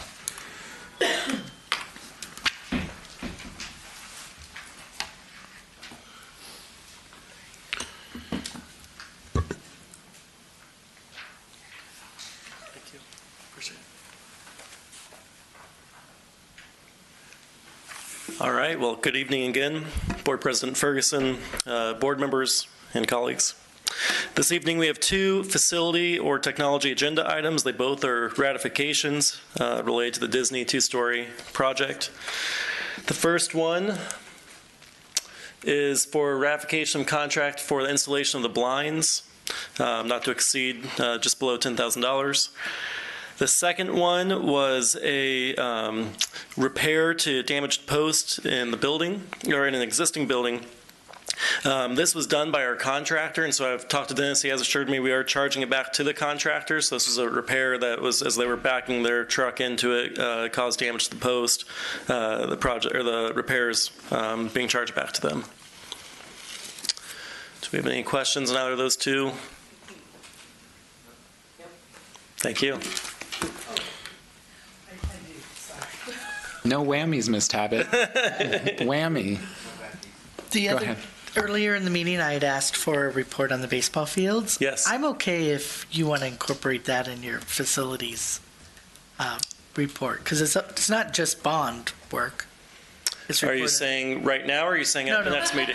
Next meeting. Yeah, what do you got on the top of your head, Mr. Cantwell? Come on. Ms. Tabbitt? No, next meeting. Sounds good. There may be other improvements we want to go over as well. So I want to check in with Dr. Hill and Mr. Cantwell as well to see if we can make it a broader presentation, because I think sports facilities in general, I think are an important conversation, especially we're going to be engaging with our city partners in potential trading of access, things like that. So that's just, but I want to get your report back to you ASAP.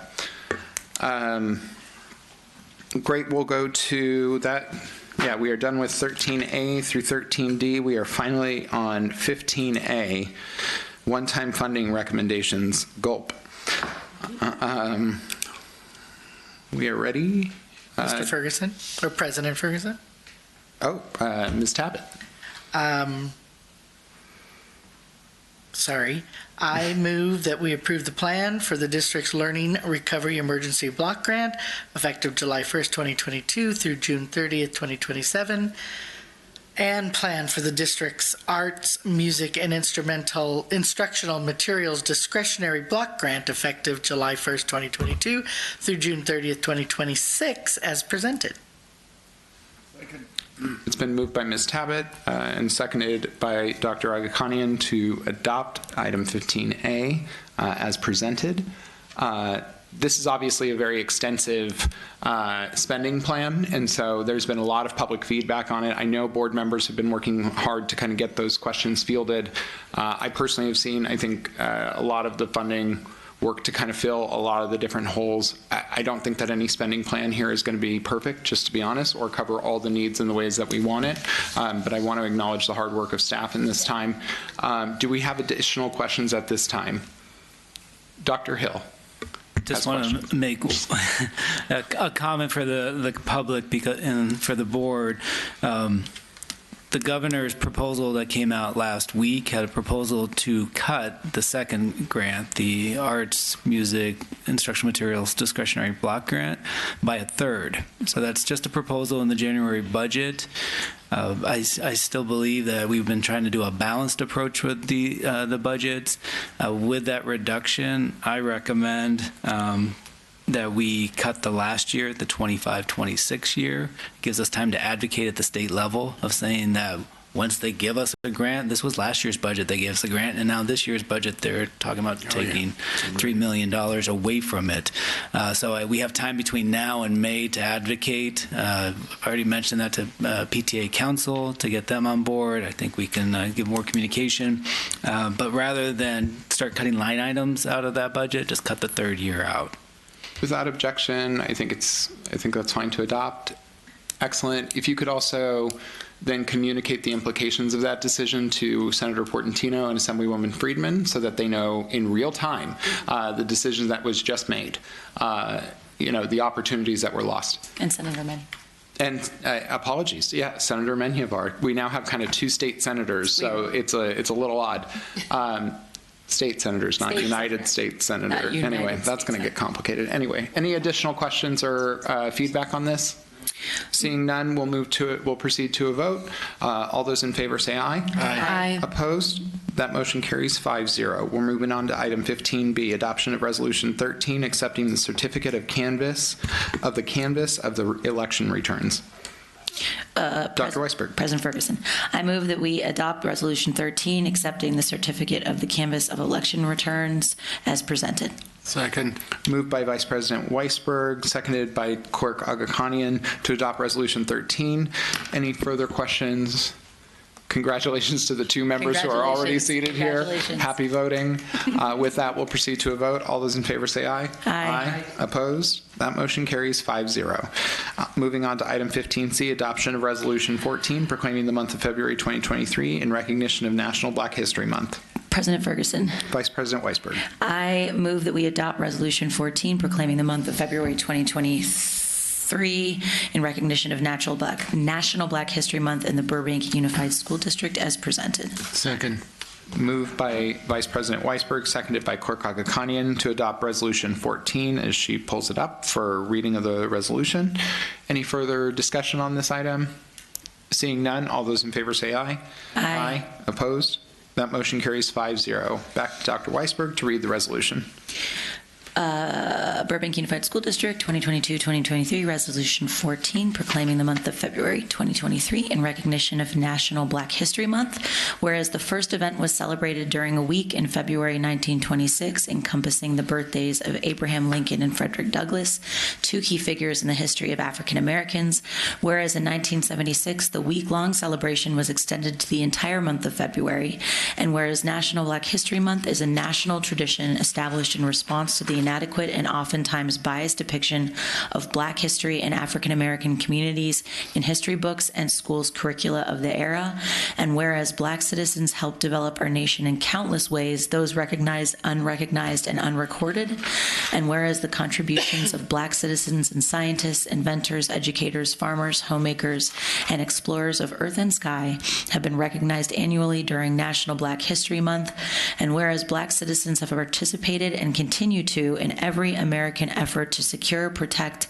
and maintain the essence and substance of American democracy, and whereas National Black History Month is a vehicle to promote culturally relevant activities like the many events planned at district school sites, college campuses, public libraries, businesses, and nonprofits throughout the Sacramento area, that will offer excellent opportunities to focus the energy, attention, commitment, and action of the entire community on closing health, opportunity, and achievement gaps for Black students and families. And whereas not only during the month of February 2023, but throughout the remainder of this year, it is important that we as a district seek to understand how to thoughtfully and holistically address African American disparities in information sharing and outcomes in order to move towards greater equity in our educational system and the greater community. Therefore, be it resolved that the Burbank Unified School District Board of Education does hereby recognize February 2023 as Black History Month and supports the important work and services provided by schools throughout the district and organizations throughout the nation. Be it further resolved that the superintendent will encourage all schools in the Burbank Unified School District to recognize and celebrate National Black History Month through culturally relevant activities and programming. I'm going to ask unanimous consent that we make appropriate amendments to the resolution to reflect the appropriate region. Having said that, I'm also going to ask that a member of cabinet be designated each time to read through, just to make sure that we are double and triple checking. There's also a couple of instances where Black is not capitalized, so just to make sure that that's consistent. Okie doke. And Dr. Weisberg, if I can ask you to work with the superintendent to make sure that the resolution is aligned with where we're at, then we can move forward from there. Cool. And then you could sign it from there. Great. Any other? Thank you. To all of the members of the Black community here in Burbank, we are so incredibly blessed and also, again, very aware of our history as a community. And so as we head into the month of February, we celebrate you, we celebrate your accomplishments, and all that you have to offer our incredible community. And as you participate, and we are all growing together. And again, happy Black History Month. Moving on to item 15E, I'm going to ask for a motion. Approval of school sites 2022-2023 school plans for student achievement. President Ferguson. Vice President Weisberg. I move that we approve the school sites 2022-2023 school plans for student achievement as presented. Second. Moved by Vice President Weisberg, seconded by Ms. Tabbitt. All those, any discussion on that item? Seeing none, all those in favor say aye. Aye. Opposed? That motion carries 5-0. On to item 15F, approval of the 2021-2022 school accountability report cards. President Ferguson. Vice President Weisberg. I move that we approve the 2021-2022 school accountability report cards prepared in 2022-2023 as presented. Second. Oh, I'll let you have it this time. Moved by Vice President Weisberg, seconded by Clerk Agakanian, to approve the 2021-2022 school accountability report cards. Any other discussion on those items? I have something just quickly. So I had a conversation with Dr. Hill about this item because as you look at the sample, there's a lot of missing data. Yep. And so my understanding is that we are approving them because we must have to approve them. I had the same conversation with Dr. Knappich today. But that we are aware that like the data will be coming coming in, the data will be on there. It's not a oversight on the Yes. district's part. And so thank you for being attentive to that. Good evening, Board President Ferguson, Vice President Dr. Weisberg, board members Dr. Hill, senior staff, and the Burbank school community. I bring you good news. As of 9 o'clock this morning, the CDE released the data files, and therefore Document Tracking Services populated the school accountability report cards, and I'll pass it over here. Right. How timely. Excellent. Right. While that's getting passed around, both item 15E and 15F are an incredible amount of work. So to Dr. Konopik, thank you. And school site councils and our school principals, absolutely. To each of them, thank you. On behalf of the board, we certainly appreciate it. We love that the data is updated. This makes me feel safe. And unfortunately, this has been a pattern in recent history, and it may be due to COVID, it may be due to staffing issues up at the California Department of Education, et cetera, but we did, like I said, honestly receive the data this morning and the complete school accountability reports, with the exception of the teacher certification section. That section will probably come out, I'm going to guess, like in May, June, and they'll populate it, and then we'll upload the complete school accountability report card. But once again, they've gone through the school site councils with the knowledge at that time that the data was coming. So again, we are up against the deadline. So that is why fundamentally we need to approve this tonight. The data presented to us tonight appears whole in form, nothing fishy going on here. But again, welcome to education. We build the plane as we fly. So any other questions on this for Dr. Konopik? Thank you again for your work and for everybody's work on this. Let's proceed to a vote. All those in favor say aye. Aye. Opposed? That motion carries 5-0. We'll move to item 15G, adoption of the proposed K-12 and Monterey instructional calendar for the 2023-2024 school year. President Ferguson. Oh, go ahead. Thank you. Member Tabbitt. I move that the Board of Education adopt the proposed K-12 and Monterey High School instructional calendars for the 2023-2024 school year as presented. Oh, second. Moved by Member Tabbitt, seconded by Vice President Weisberg. Any further discussion on this? I got some. Dr. Weisberg. Hello. 2 questions.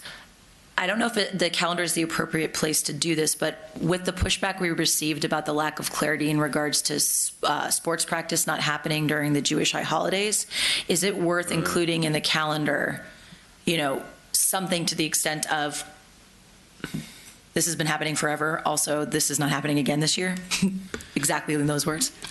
So we've met with the high school admin and athletic directors. They asked for a memo to come. We usually give the memo out in the spring. We gave the memo out this fall. Okay. So they already have those dates. They've taken it to the league as well. Okay, that's great. The other question I have is just for continued conversation. I know that we've talked about it and we can't really find a solution, but I'd love to continue the conversation about what we can do so that people who are observing holidays other than Christmas and Easter do not have to take personal days in order to observe their religious holidays. Countless stories of people who've used up days they could have used on maternity leave. I know that's what personal days are for, but it is inequitable. And so I also know how expensive it is to do, so I want to continue this conversation because I think it's really important.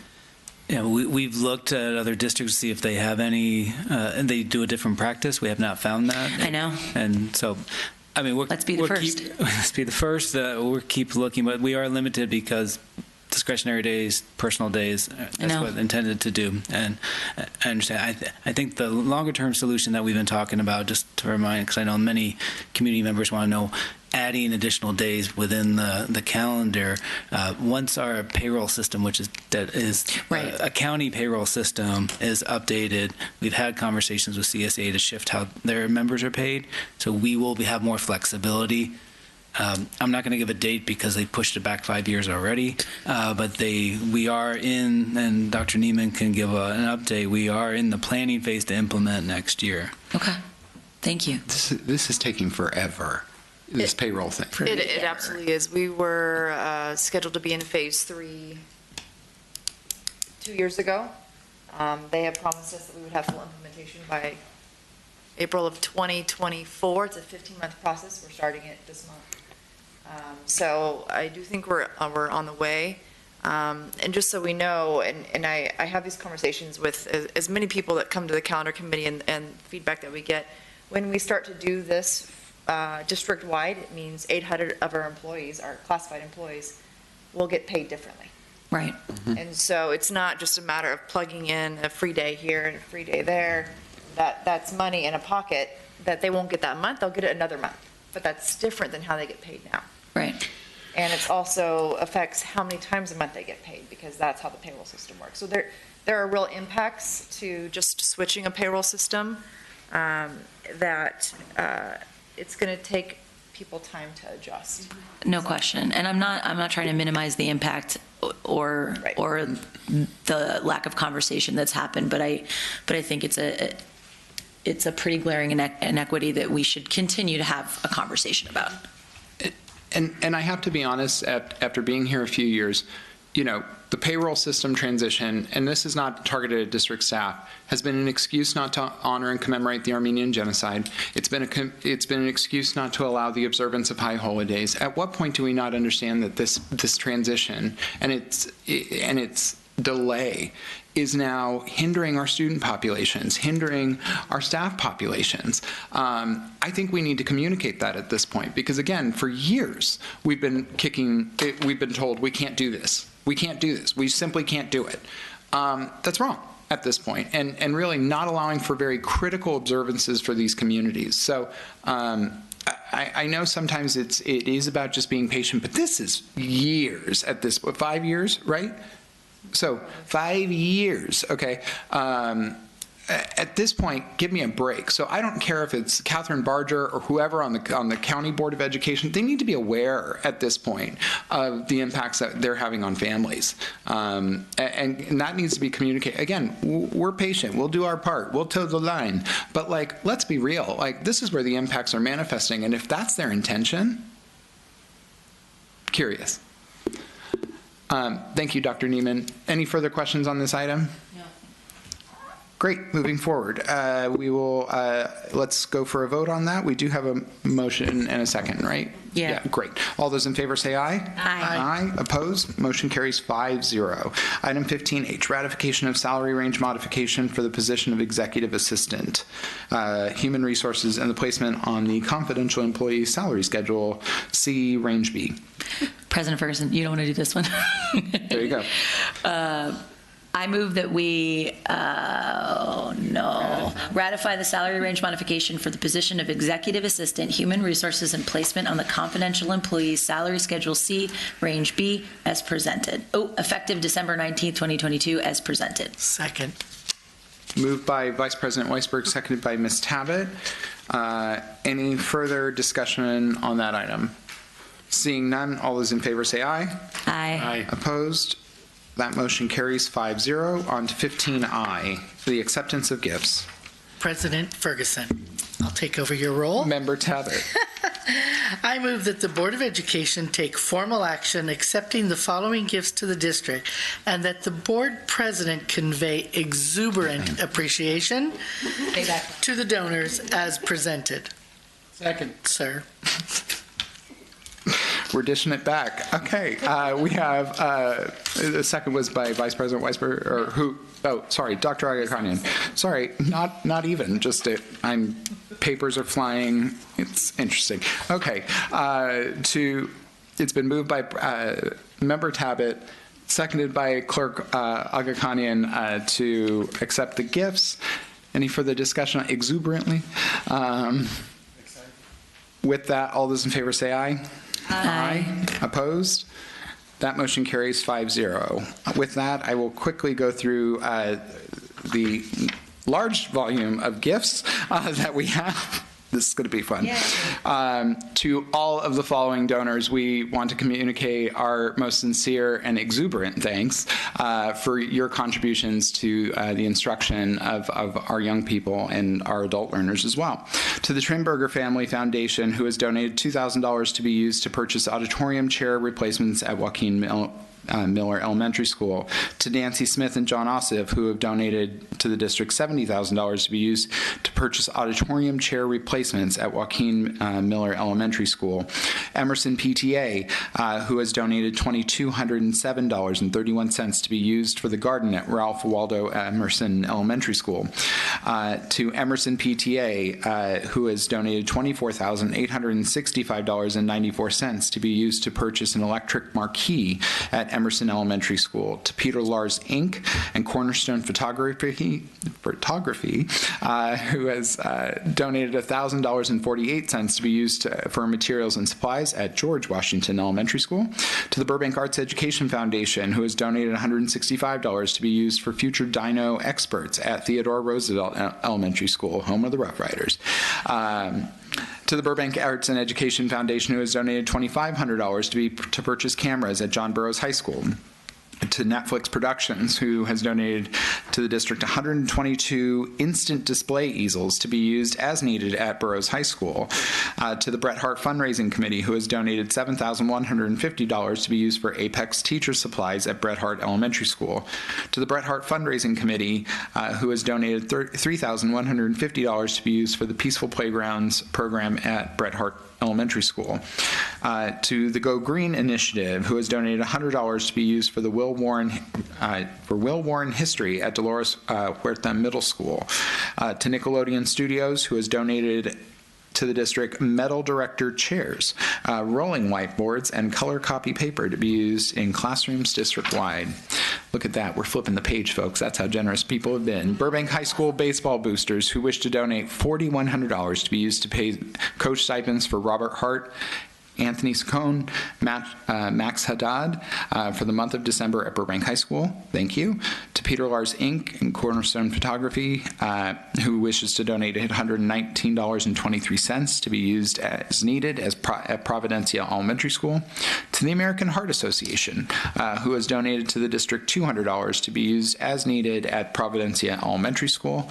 And to the Providencia PTA, who has donated $9,000 to be used for field trip buses at Providencia Elementary School. And finally, one more time to the Providencia PTA, who has donated $4,980 to be used for field trip admission at Providencia Elementary School. No matter how big or small, all of these contributions are making memories and a difference in the lives of our young people, and for that, we say thank you. Are there any? Can I add to your thank you? Go ahead. Thank you to the booster clubs who are donating their money to the district for their coaching stipends. That's the way to do it, and I appreciate them following the rules. Absolutely a great observation. Thanks for playing by the rules, folks. We don't make them, we just enforce them. Thank you. Any other, or we try. I mean, we do make them. Yeah. We do. Sometimes they're state. With that, we'll move on to the consent calendar, item 16A through 16U. Can I get a motion for the consent calendar? You can. President Ferguson, I move that we approve the consent agenda for items 16A through 16B and 16D through 16U, pulling 16C because that is the minutes from the November meeting, and we did not have Ms. Pointer Kamkar. I'm working on that. And Ponser. And what did I say? That was terrible. Thank you. And Dr. Weisberg was ill that day and did not feel well. I know you were. And so we need to do that one separately. Just the three of us over here. And then can I also ask that you pull in your motion item 16D, the personnel report as well? There's an amendment on the desk. Yes, I'd be happy to. Great. So Amended. Gracias. Okay, so that is item 16A and 16B, 16E through 16U. You. Correct. Great. Any further second. discussion on the? I'll second to expedite the process. So moved by Ms. Tabbitt, seconded by Mr. Ferguson. Any other questions there? All those in favor say aye. Aye. Opposed? That motion carries 5-0. Let's move to item 16C. Ms. Tabbitt, can you make the motion? I move that the Board of Education approve the minutes of the regular Board of Education meeting of November 17, 2022, as presented, except with the exception of our 2 board members who are absent. They get to choose if they participate, though, on that. Okay. So, moved by Ms. Tabbitt, seconded by Dr. Agakanian. Crackling from God. No, I forgot to turn on. All those in favor say aye. Aye. Opposed? Abstentions? Great. That motion carries 3 yes, 2 no, or 2. 3 yes, 2 abstentions. This is a tired brain. 0 no's and 2 abstentions. With that, we'll move to item 16D, approval of the personnel report number 22-23-11 as amended. I move that the Board of Education approve personnel report number 22-23-11, covering certificated and classified personnel and consisting of pages 1 to 21 inclusive, as presented. Moved by item 16D is moved by Ms. Tabbitt, seconded by Dr. Agakanian. Any further it's moved as amended. Any further discussion on that item? Seeing none, all those in favor say aye. Aye. Opposed? That motion carries 5-0. That takes us to the lovely end of our agenda. We have consolidated public comment, so we have no public comment, but we do have 2 retirements that we want to acknowledge. Used to have the year. So 2 retirements.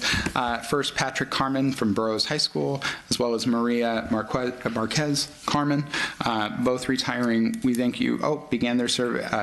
Patrick began his service in 1993, and Maria began her service in 1992.